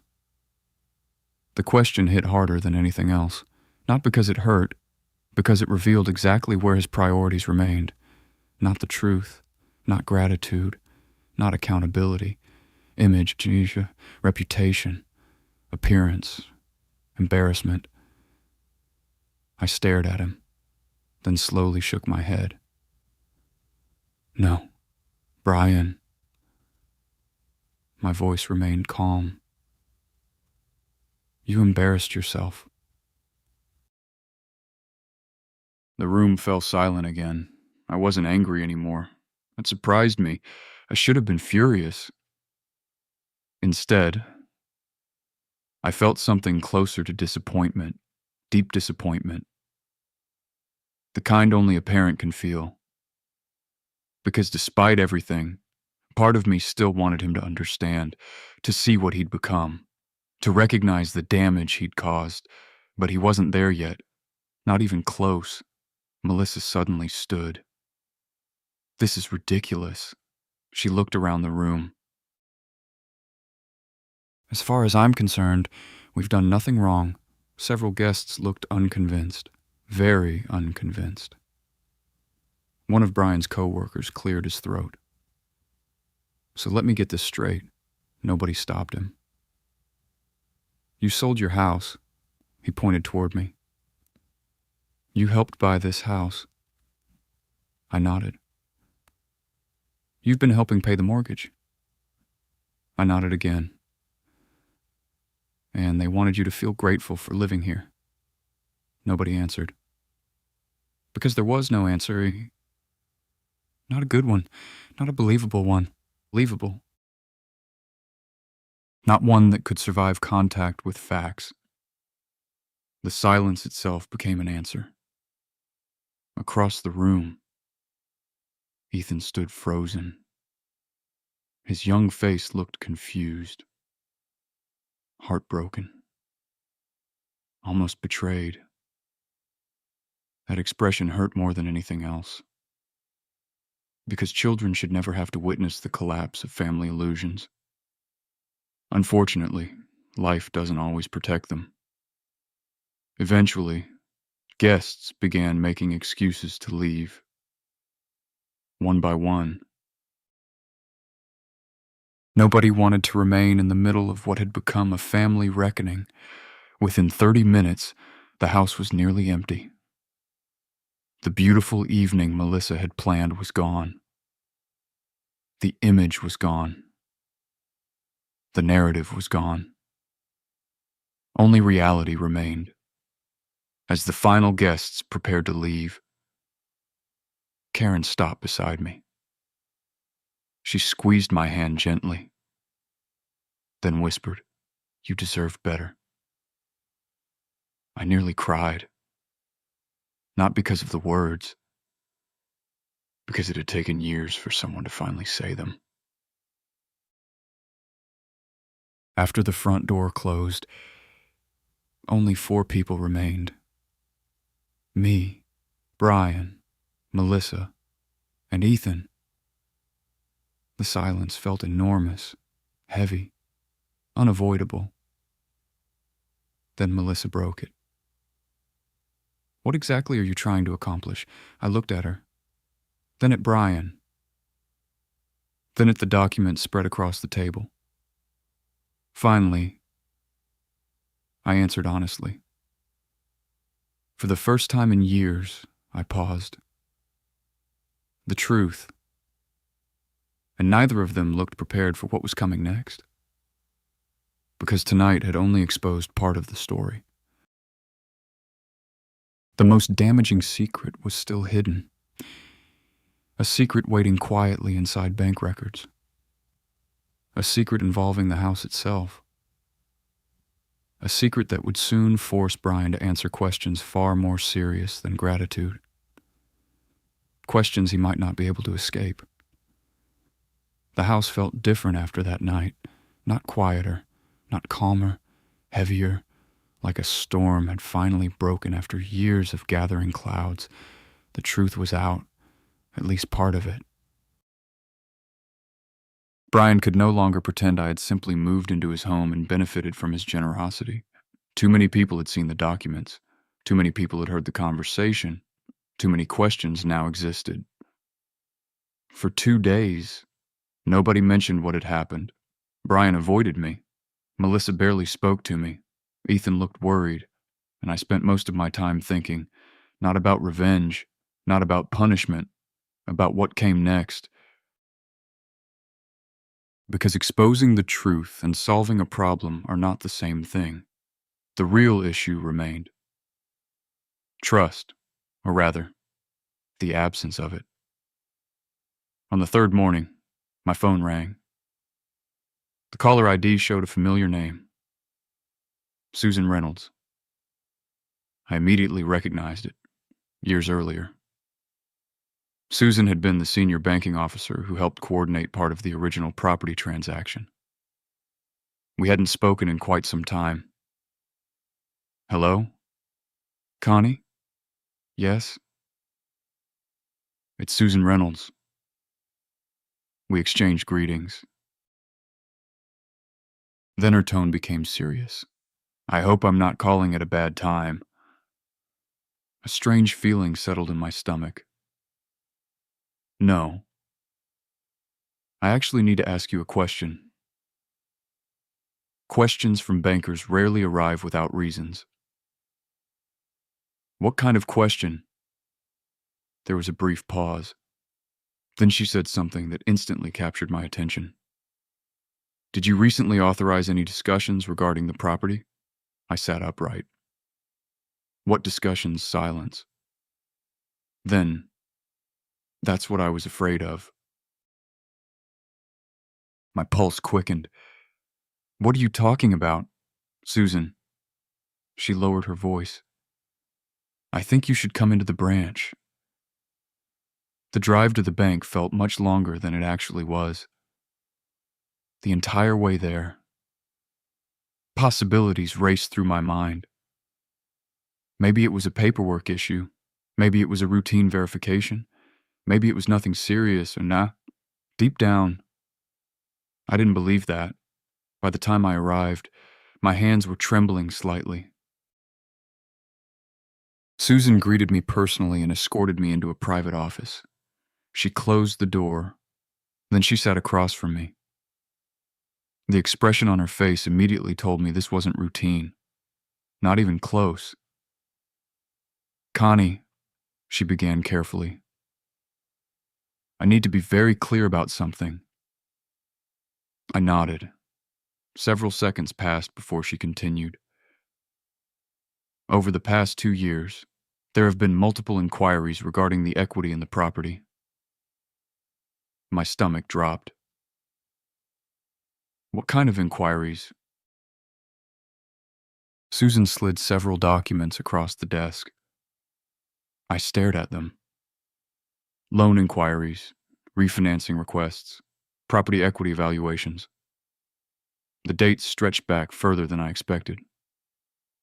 Far further. Who made these requests? I already knew the answer. But I needed to hear it. Brian. The room suddenly felt smaller. For a moment I couldn't speak, couldn't think, couldn't process. Eventually I forced out a single question. How many times Susan opened another file? More than once. My heart sank. More than once. This wasn't a momentary lapse in judgment. This wasn't curiosity. This wasn't an accident. This was a pattern. A repeated effort. Repeated over time. Repeated intentionally.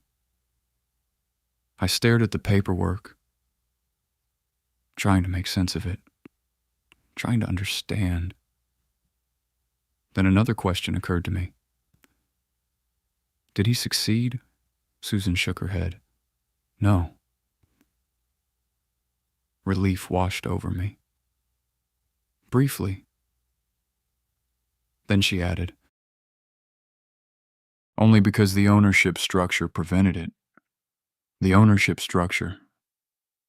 Daniel's protections, Robert's foresight, the safeguards I had nearly forgotten.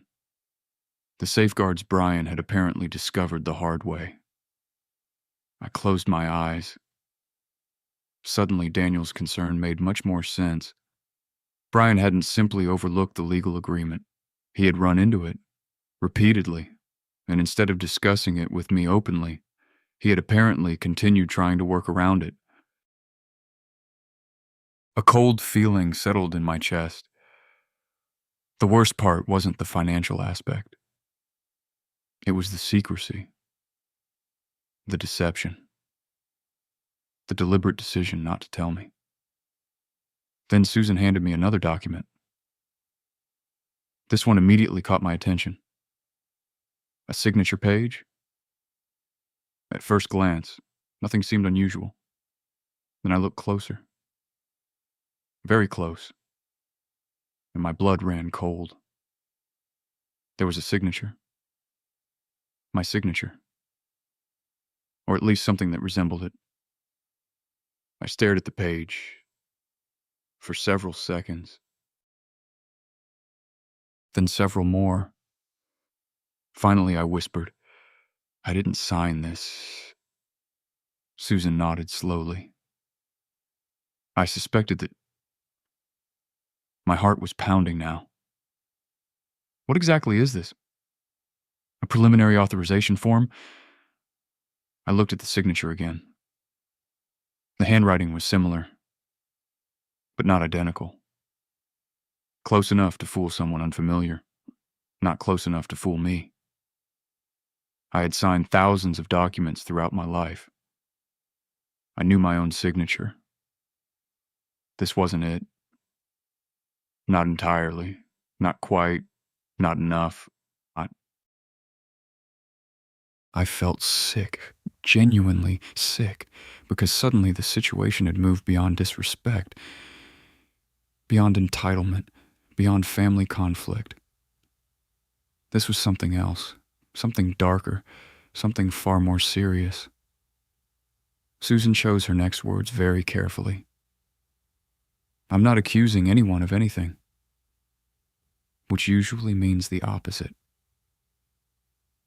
But when our compliance department reviewed the file, concerns were raised. I stared at her, unable to speak, unable to look away from the page. Then one thought surfaced above all others. Brian, my son. The little boy whose scraped knees I bandaged. The teenager whose mistakes I defended. The man I had spent decades helping. Could he really have done this? The question hurt more than any answer. Eventually, I gathered the documents. Thanked Susan. And left. The drive home felt like a blur. At several red lights, I found myself staring through the windshield without moving, without thinking, without breathing properly. My entire understanding of the situation was changing. Rapidly, painfully.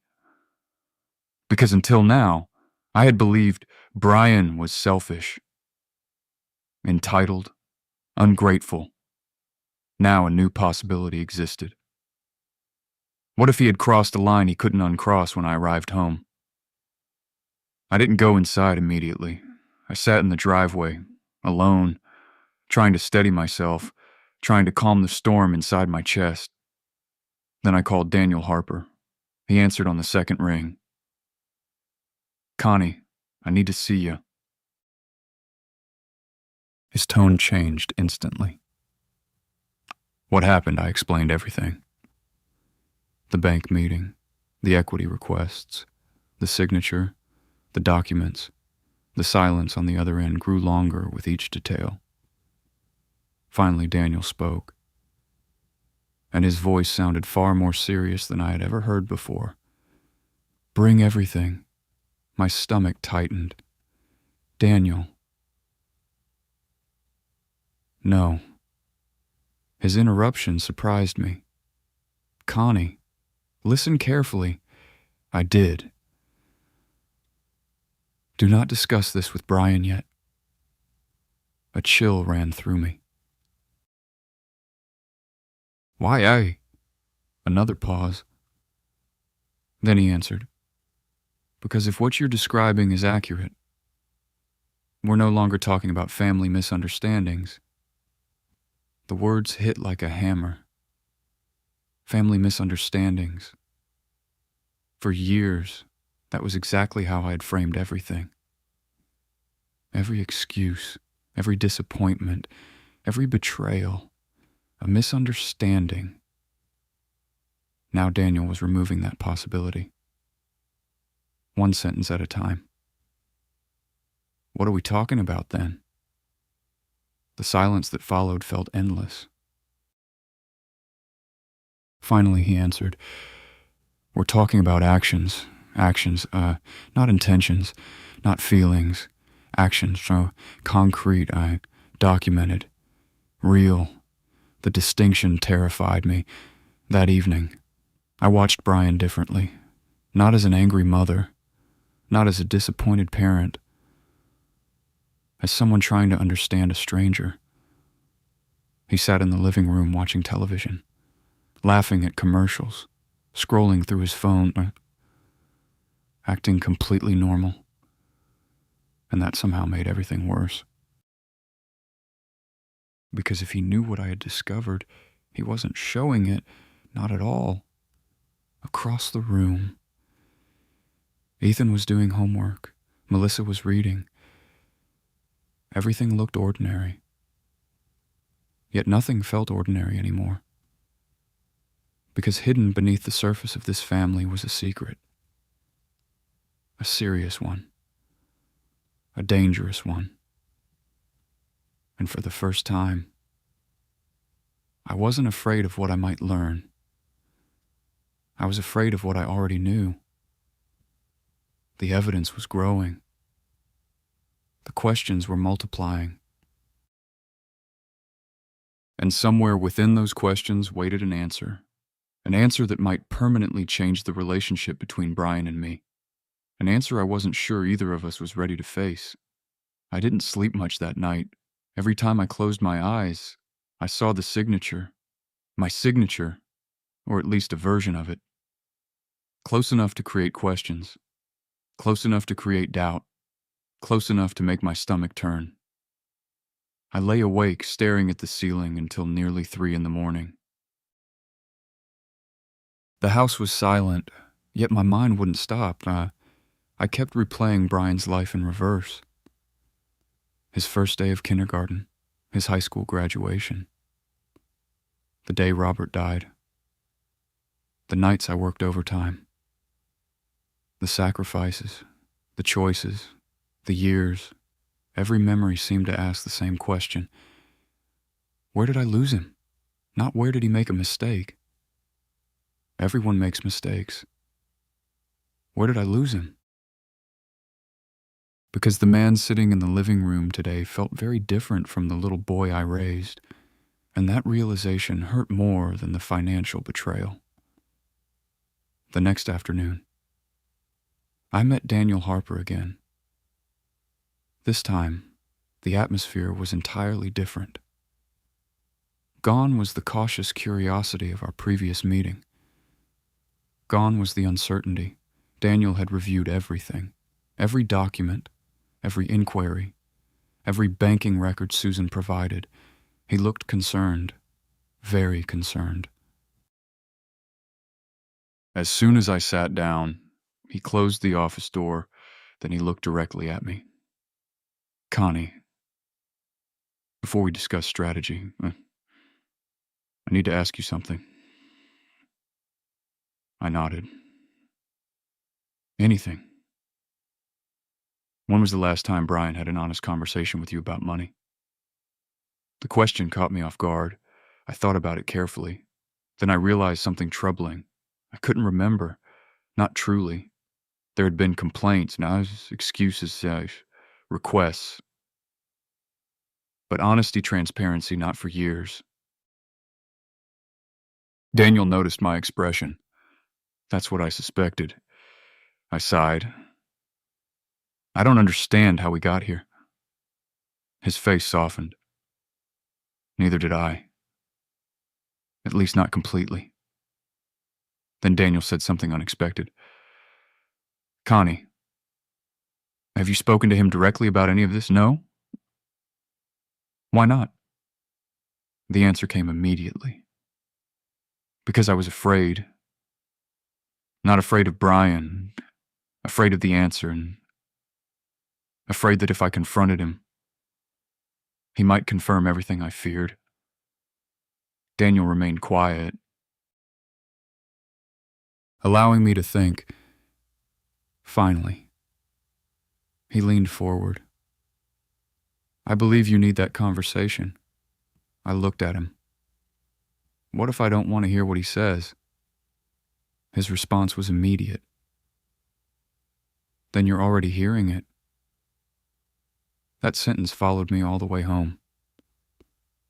Because he was right. Silence was its own answer. Avoidance was its own answer. The truth already existed whether I confronted it or not. The only difference was whether I chose to see it. That evening, I found Brian sitting alone on the back patio. The sun was beginning to set. The mountains in the distance glowed orange. For years, I loved that view. Today it barely registered. Can we talk? Brian looked up. Immediately uneasy. Sure. I sat across from him. Neither of us spoke at first. The silence stretched. Long, uncomfortable, necessary. Finally, I broke it. Why? Brian frowned. What? Why, Brian? His eyes dropped. I continued. The mortgage. Silence. The lies. More silence. The house. Still silence. Then I asked the question that had haunted me for weeks. When did I stop being your mother and start becoming a resource? The words landed hard. I could see it.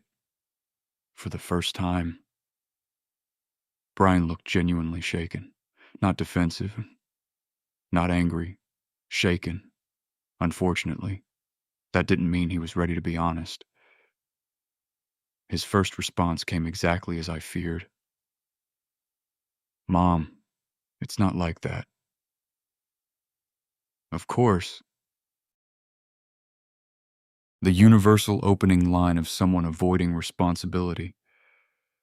I nodded slowly. Then explain it.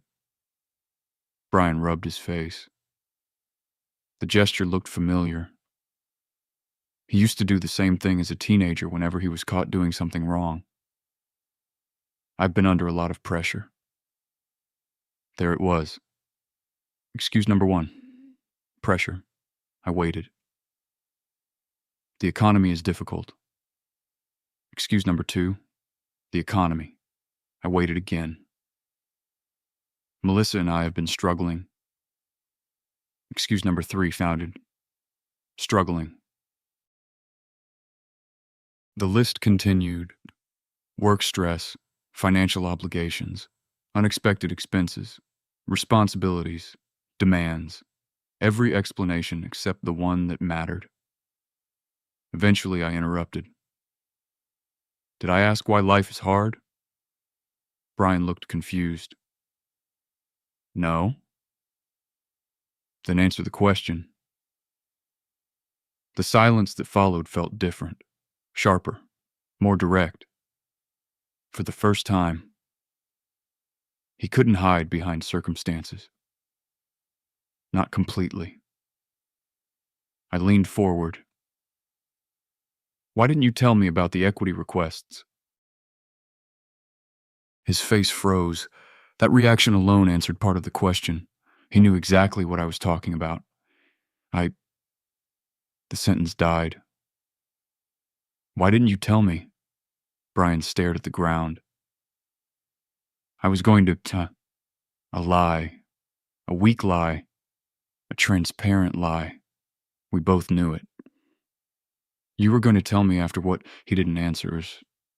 After approval, still nothing. After the money was already borrowed, silence. The truth was beginning to emerge, slowly, painfully. Then I asked the question I had avoided. The hardest question, the one I wasn't sure I wanted answered. Did you know about the signature issue? For a moment. Something flashed across Brian's face. Fear. Real fear. Gone almost immediately, but I saw it.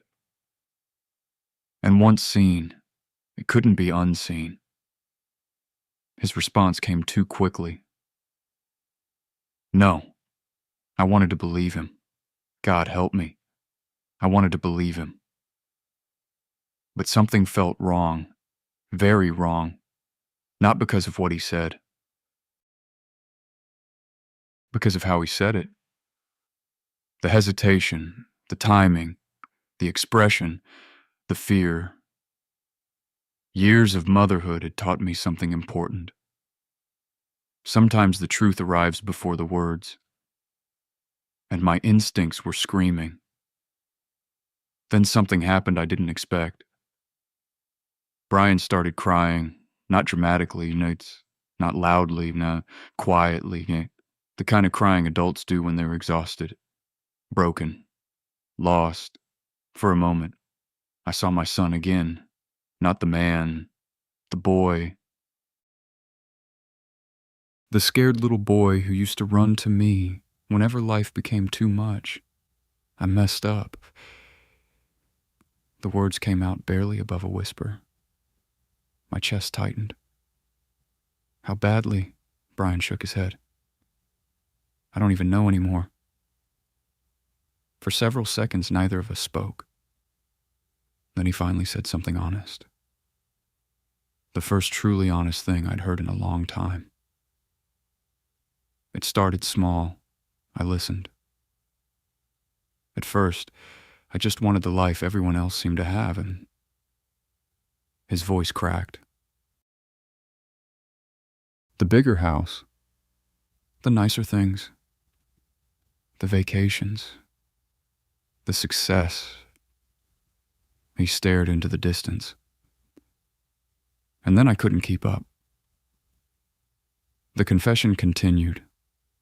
Piece by piece, pressure, debt, appearances, pride, the need to look successful, the refusal to admit failure, the constant chase for more.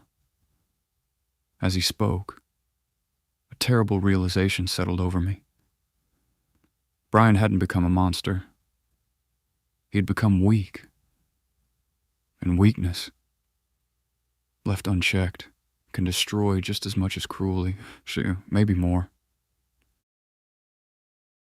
Because weak people justify things, compromise values, cross lines gradually, one small step at a time, until eventually they don't recognize themselves. Or worse, they do. And keep going anyway. When Brian finally finished speaking, darkness had fallen. The porch lights glowed softly around us. Neither of us moved. Then he looked at me, really looked at me. For the first time in months, maybe years, and quietly asked, "What happens now?" The question hung between us, heavy, unavoidable, because I finally understood something. This conversation wasn't about money anymore. It wasn't about the house. It wasn't about documents. It was about accountability. And whether Brian was truly willing to face it, I looked at my son, the child I loved, the man who had broken my trust. Then I answered honestly. That depends on whether you're finally ready to tell the whole truth.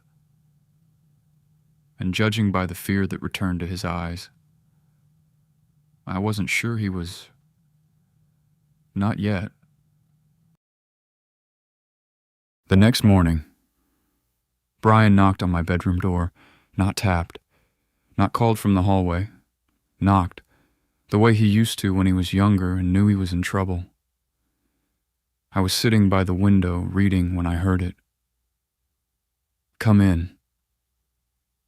The door opened slowly.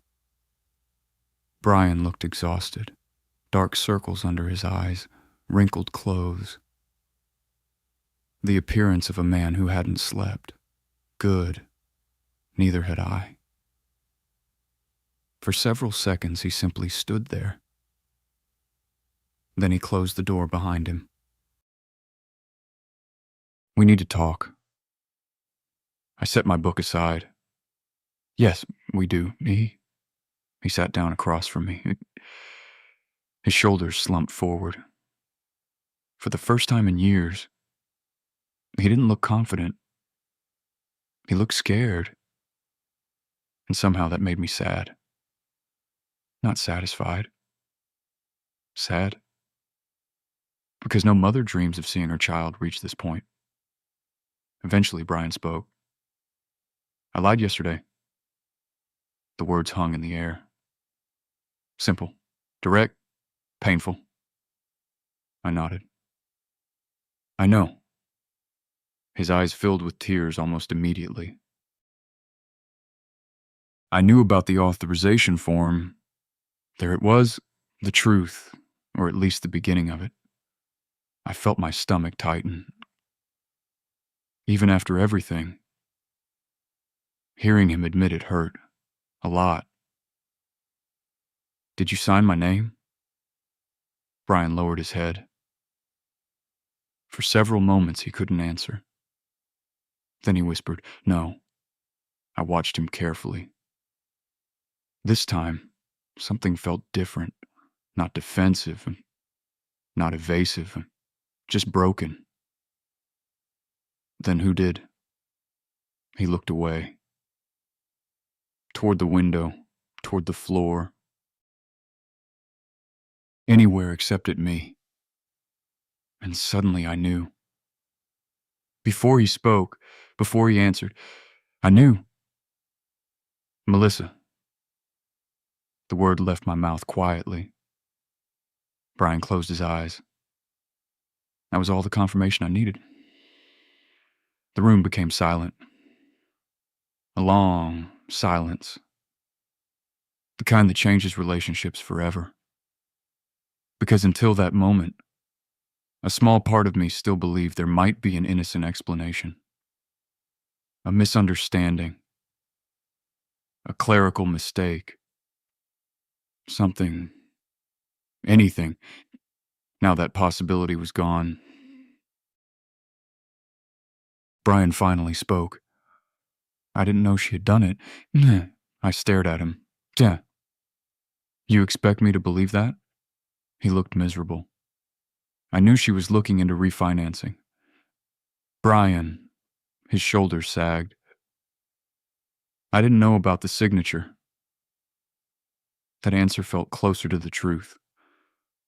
Not perfect, not complete, but closer. Then he said something that surprised me. By the time I found out, it had already happened. I remained silent, listening. We argued. His voice cracked. We argued for weeks. Now that got my attention. Because this wasn't the story I expected. I had assumed Brian and Melissa were united, partners, a team. Instead, something else had been happening beneath the surface. A fracture, a conflict, a secret. Brian rubbed his face. Then continued. She kept saying it wasn't a big deal, and I could almost hear Melissa's voice. Confident, certain, entitled. It was only a form. Brian laughed bitterly. Only a form. I didn't interrupt. He needed to keep talking. Needed to empty years of lies into the open. She said everyone benefits from the house. There it was again. That mentality, that justification, the same logic that had fueled everything. The house, the mortgage, the basement plan, the rent proposal, the belief that my sacrifices somehow belonged to them. Not to me.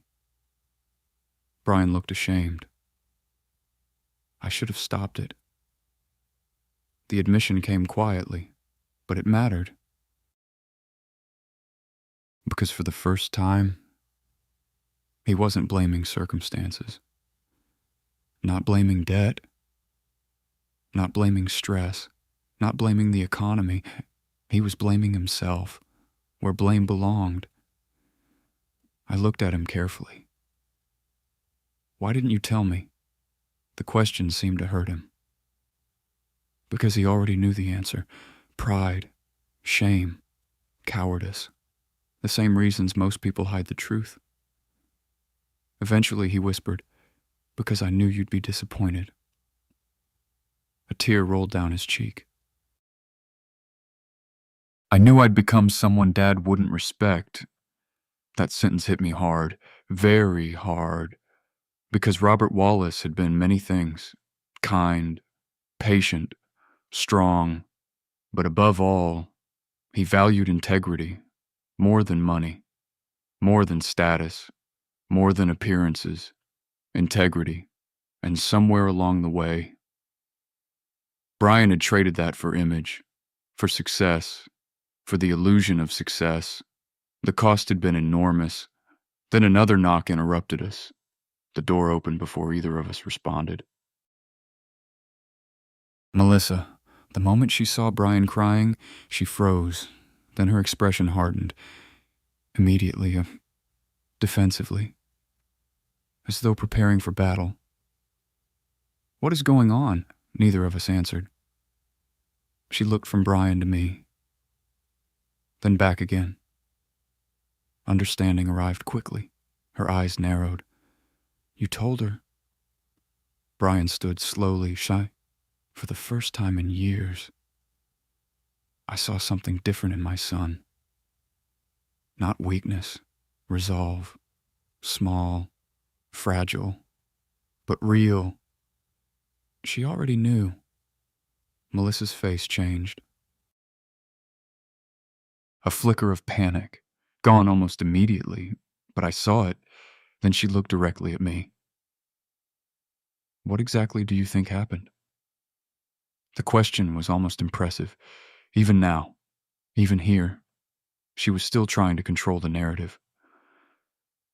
I stood, slowly, carefully. No? She frowned. No what? We're not doing that. Her eyes narrowed further.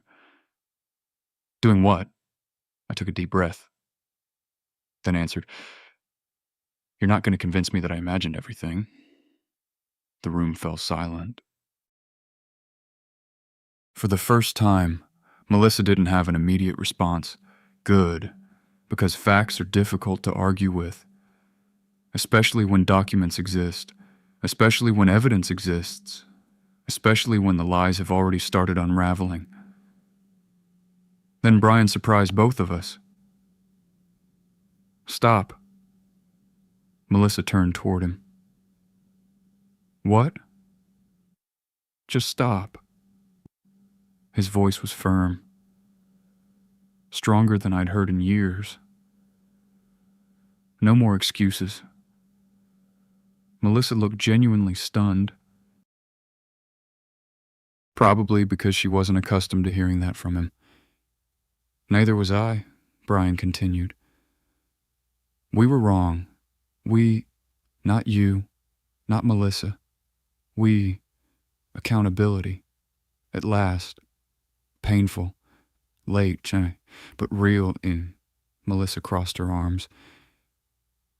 You're seriously blaming me. And there it was. The final defense. The defense people use when accountability arrives. Deflection. Brian shook his head. No? Then he looked directly at her. I'm blaming both of us.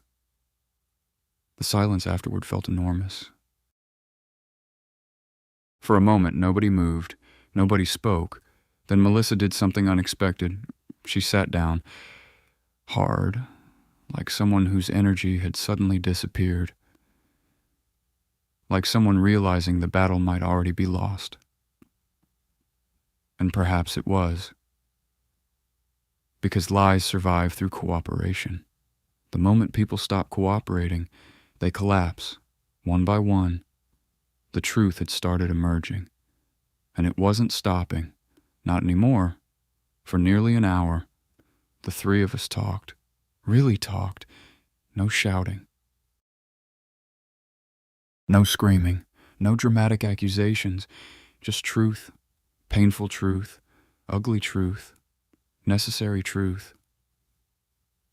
By the end, several facts had become undeniable. Melissa had pushed aggressively for refinancing. Melissa had pushed for additional borrowing. Melissa had pushed for appearances. Status, lifestyle, image, but Brian had allowed it, enabled it, supported it, looked away when he should have spoken up. And looking away carries consequences too. Eventually, Melissa began crying. Then Brian. Then, unexpectedly, so did I. Because none of this felt like victory. People imagine truth brings satisfaction. Sometimes it doesn't. Sometimes truth simply reveals how much damage has been done. When the conversation finally ended, one thing remained unresolved. The future, the house, the family, the trust, everything. As Melissa prepared to leave the room, she stopped at the doorway, then looked back at me. For the first time since I met her, she seemed uncertain, almost vulnerable. And quietly she asked, "What happens now?" I looked at her. Then at Brian. Then at the family that remained. Broken. Perhaps not beyond repair. And for the first time, I realized the answer wasn't mine alone. Because consequences were coming. Real consequences. And before healing could begin, everyone would have to face them. 3 days later, all of us sat in Daniel Harper's conference room. Me, Brian, Melissa, Daniel.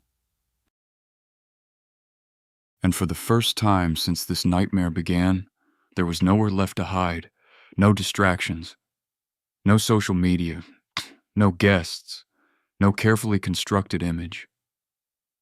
Only facts. The conference room felt unusually quiet. The large wooden table sat between us like a dividing line between the past and whatever future remained. Melissa looked exhausted. Brian looked defeated. And I felt strangely calm, not happy, not angry, simply calm. Perhaps because I had spent months fearing this moment. Now that it had arrived, there was nothing left to fear. Daniel opened a folder. The same folder that had become the center of our lives.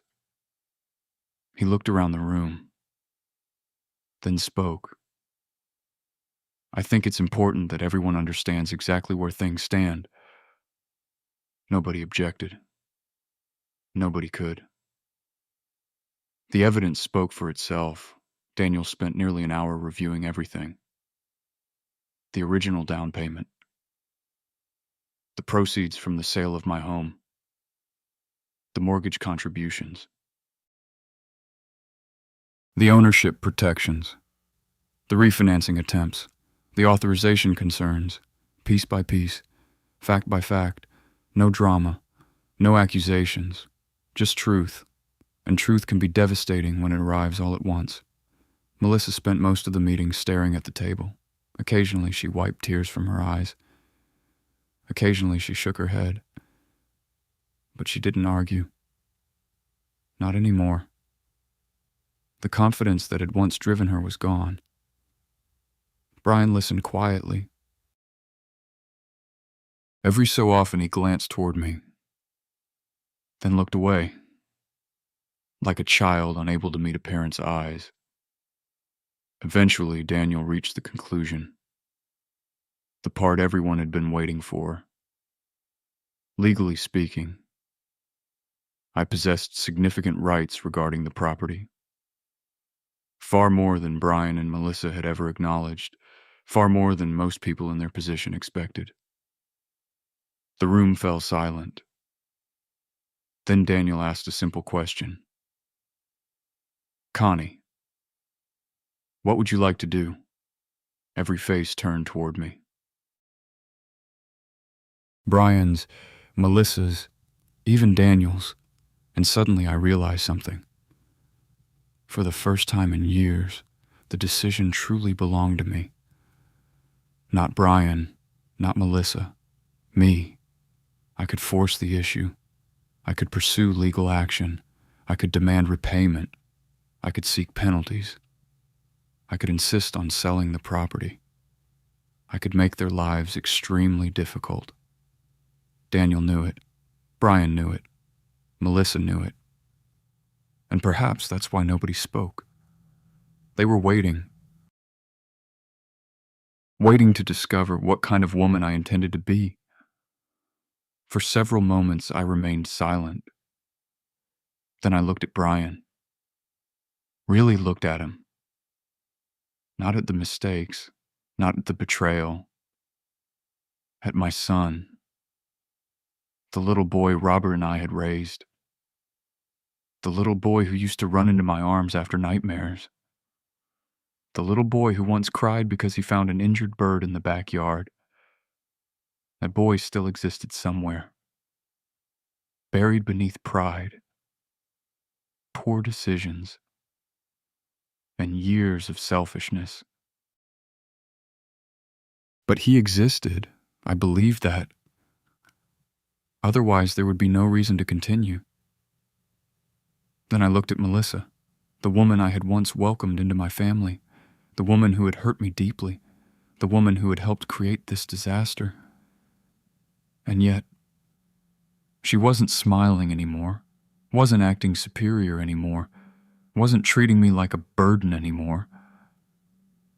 For the first time, she looked frightened, human, fallible, broken, much like the rest of us.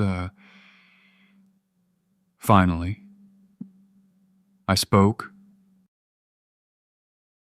I'm not interested in revenge. The words seemed to surprise everyone, especially Melissa. I continued. I'm interested in accountability. Daniel nodded slightly. Brian looked down. Melissa started crying again, but I wasn't finished. Those are different things. The room remained silent, because they are different. Revenge destroys. Accountability teaches. At least when people are willing to learn. Then I outlined my conditions. Clear, simple, non-negotiable. First, all financial records related to the property would become completely transparent. No more secrets. No more hidden decisions. No more surprises. Second, any future financial actions involving the house would require full disclosure and proper legal review. Third, the plan to move me into the basement was permanently canceled. The room became very quiet after that one. Brian nodded immediately.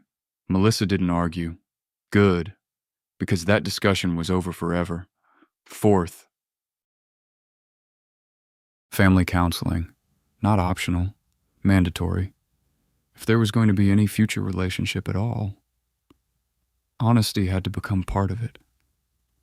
Finally, I reached the most important condition. The one that mattered most. The one neither Brian nor Melissa expected. I want genuine apologies. Not public apologies. Not legal apologies. Not strategic apologies. Genuine ones. Because paperwork can solve financial problems. Only character can solve personal ones. Brian broke first. His composure collapsed completely. Tears filled his eyes, then spilled over. I'm sorry. His voice cracked. I'm so sorry, Mom. I believed him, not because the words were perfect, because they weren't, not because they erased anything, because they couldn't. I believed him because, for the first time in a very long time, there was no excuse attached, no explanation, no justification, no blame, just responsibility. Melissa took longer, much longer. At first, she couldn't speak, then eventually she looked directly at me. I don't know when I became this person. The confession surprised me, more than anything else she said, because it sounded honest, painfully honest. I kept telling myself I was protecting our family. Tears rolled down her face. But I was protecting an image. Nobody interrupted. Nobody judged. Because everyone in that room knew she was finally telling the truth. And sometimes truth arrives disguised as shame. The meeting ended hours later. Not with celebration, not with resolution, just clarity. The kind that comes after a wound is finally cleaned. Painful, necessary, real. As we prepared to leave, something unexpected happened. Melissa pulled Brian aside. They spoke quietly near the doorway. Several minutes passed. Then she returned. Her face looked calmer than it had in months, but also sadder, much sadder. I think I need some time away. Brian stared at her. What? Melissa looked down, then back up. I need to figure out who I've become. The room fell silent, because everyone understood what she meant. This wasn't about divorce, or punishment, or drama. This was about reflection, accountability, growth. The things she'd avoided for years. Brian looked devastated, but he nodded, slowly, respectfully, for perhaps the first time in their marriage. Neither of them tried to control the outcome. They simply accepted reality. Outside the office, the afternoon sun was beginning to set. The sky glowed gold across the Colorado mountains and the beach. Beautiful, peaceful, almost symbolic. Brian and I stood together beside our cars. For several moments, neither of us spoke. Then he asked the question everyone seemed determined to ask lately. "What happens now?" I smiled sadly. The same question, again. Only this time I had an answer. A real one. Now I looked toward the mountains. Then back at my son. Now you learn how to live without pretending. Tears filled his eyes again, but he nodded because he understood. At last, the house had never been the real issue. Not really. The money wasn't the real issue either. The real issue had always been character. Integrity, gratitude, truth. And those things couldn't be refinanced, couldn't be borrowed, couldn't be purchased. They had to be earned. For the first time in years, I believed Brian might actually be ready to try, and that gave me something I hadn't felt in a very long time: hope. 6 months later, I stood in the backyard watching Ethan practice basketball. The sun hung low above the Colorado mountains. A gentle breeze moved through the trees, and for the first time in years, the house felt peaceful. Not perfect, peaceful. There's a difference. Perfect is an illusion. Peace is earned. The previous 6 months had not been easy. Healing never is. People imagine that once the truth comes out, everything suddenly improves. Real life doesn't work that way. Truth is only the beginning. After that comes the difficult part, change. And change demands effort. Real effort. The first few weeks after the meeting with Daniel were awkward. Painfully awkward.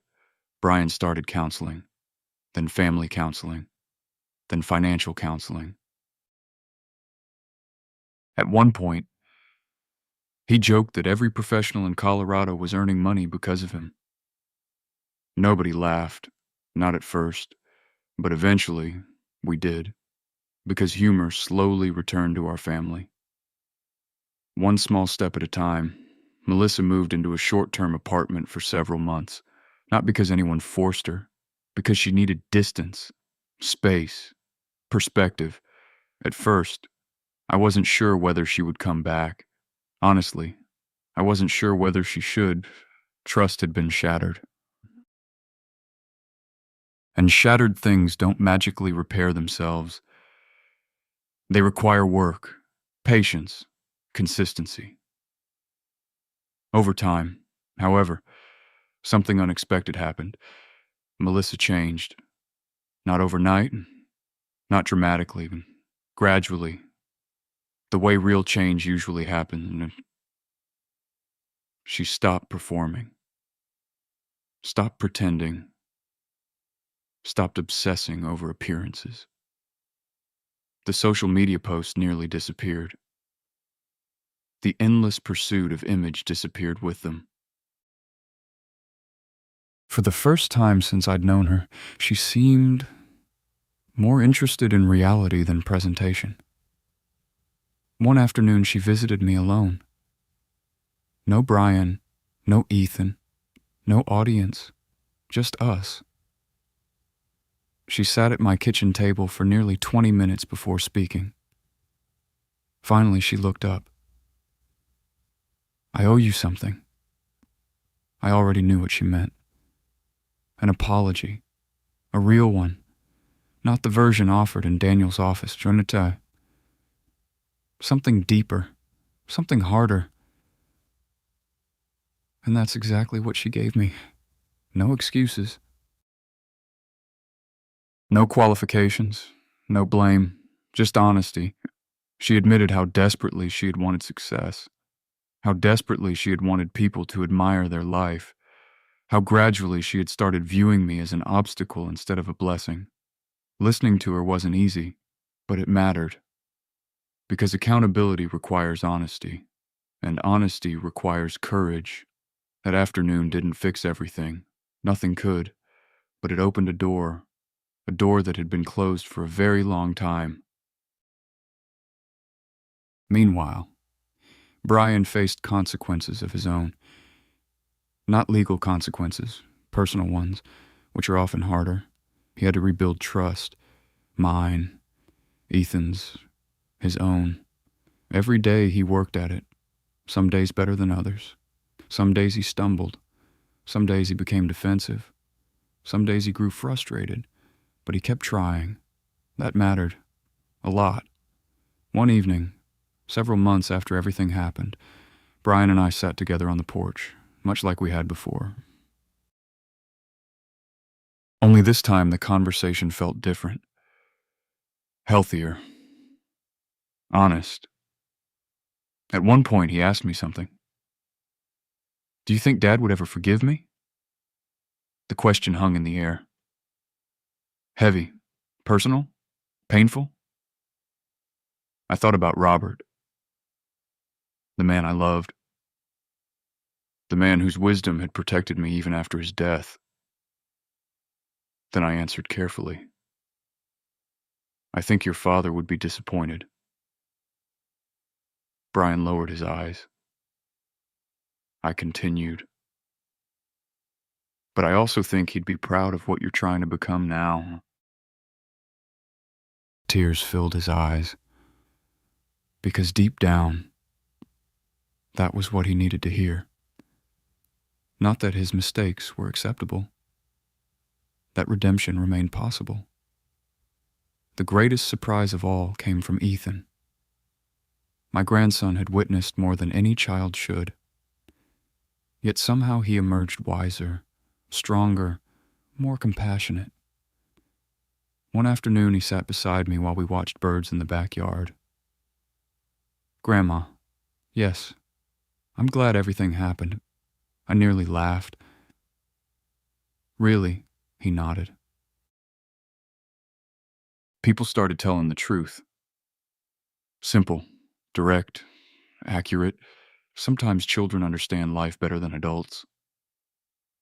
The following spring brought another surprise. Brian invited the family to dinner. Not a holiday, not a birthday, just dinner. When everyone was seated, he stood up, looking nervous, very nervous. Then he pulled out a folder.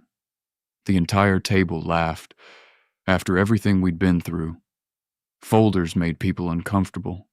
Even Brian smiled. "I promise this one's good." Then he handed me a document.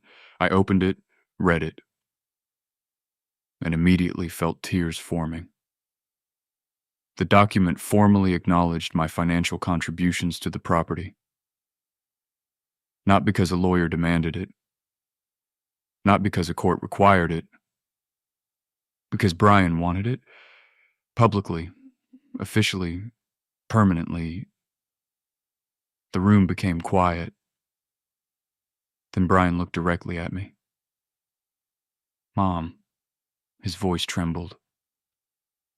"I spent years acting like your sacrifices belonged to me." Tears filled his eyes. They didn't.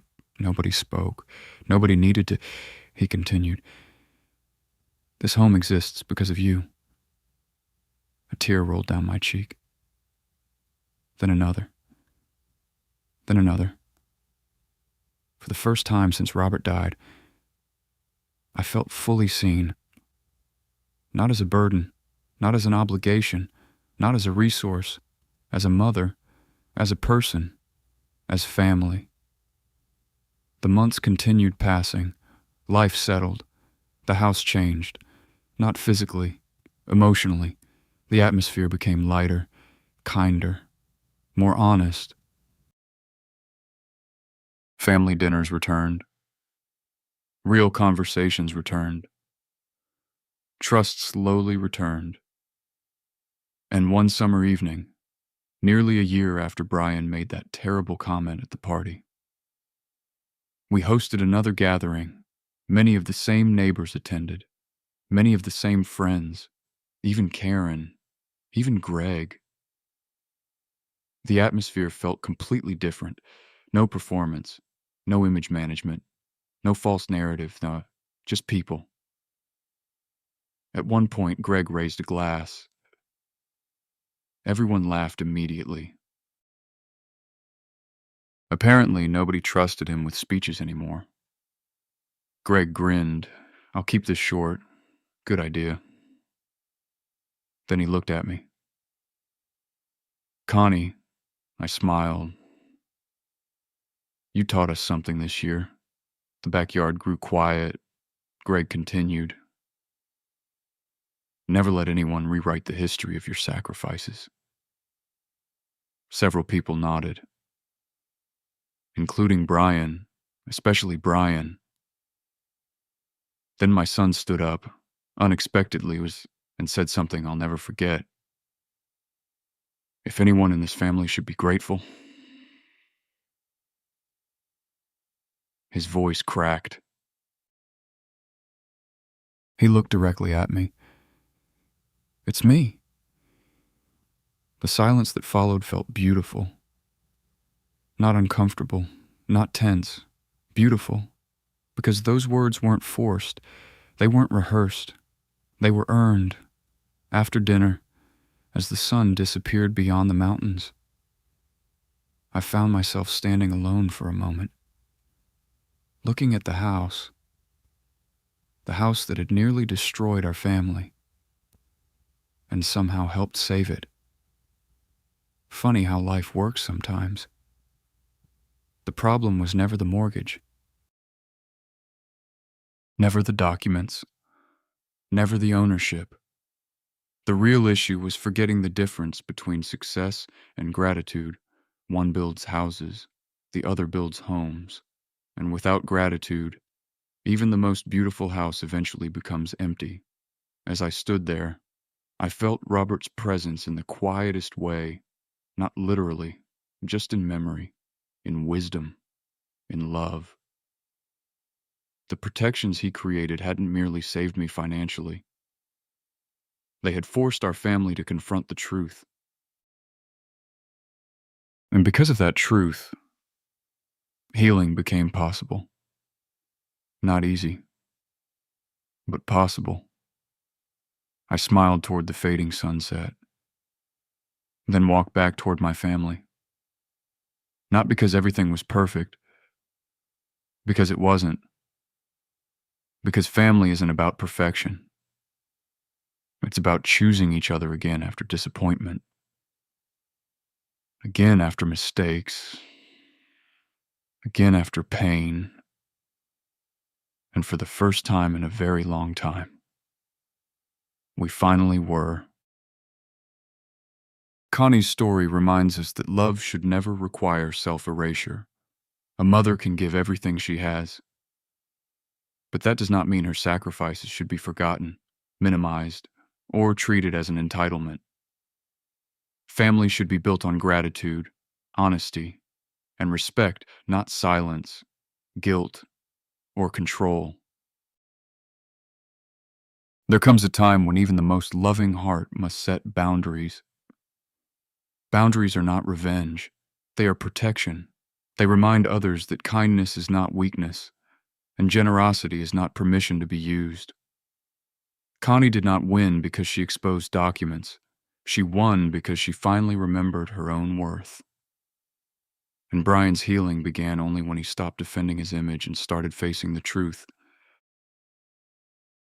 If this story touched you, please tell me in the comments, have you ever felt unappreciated by someone you gave everything to?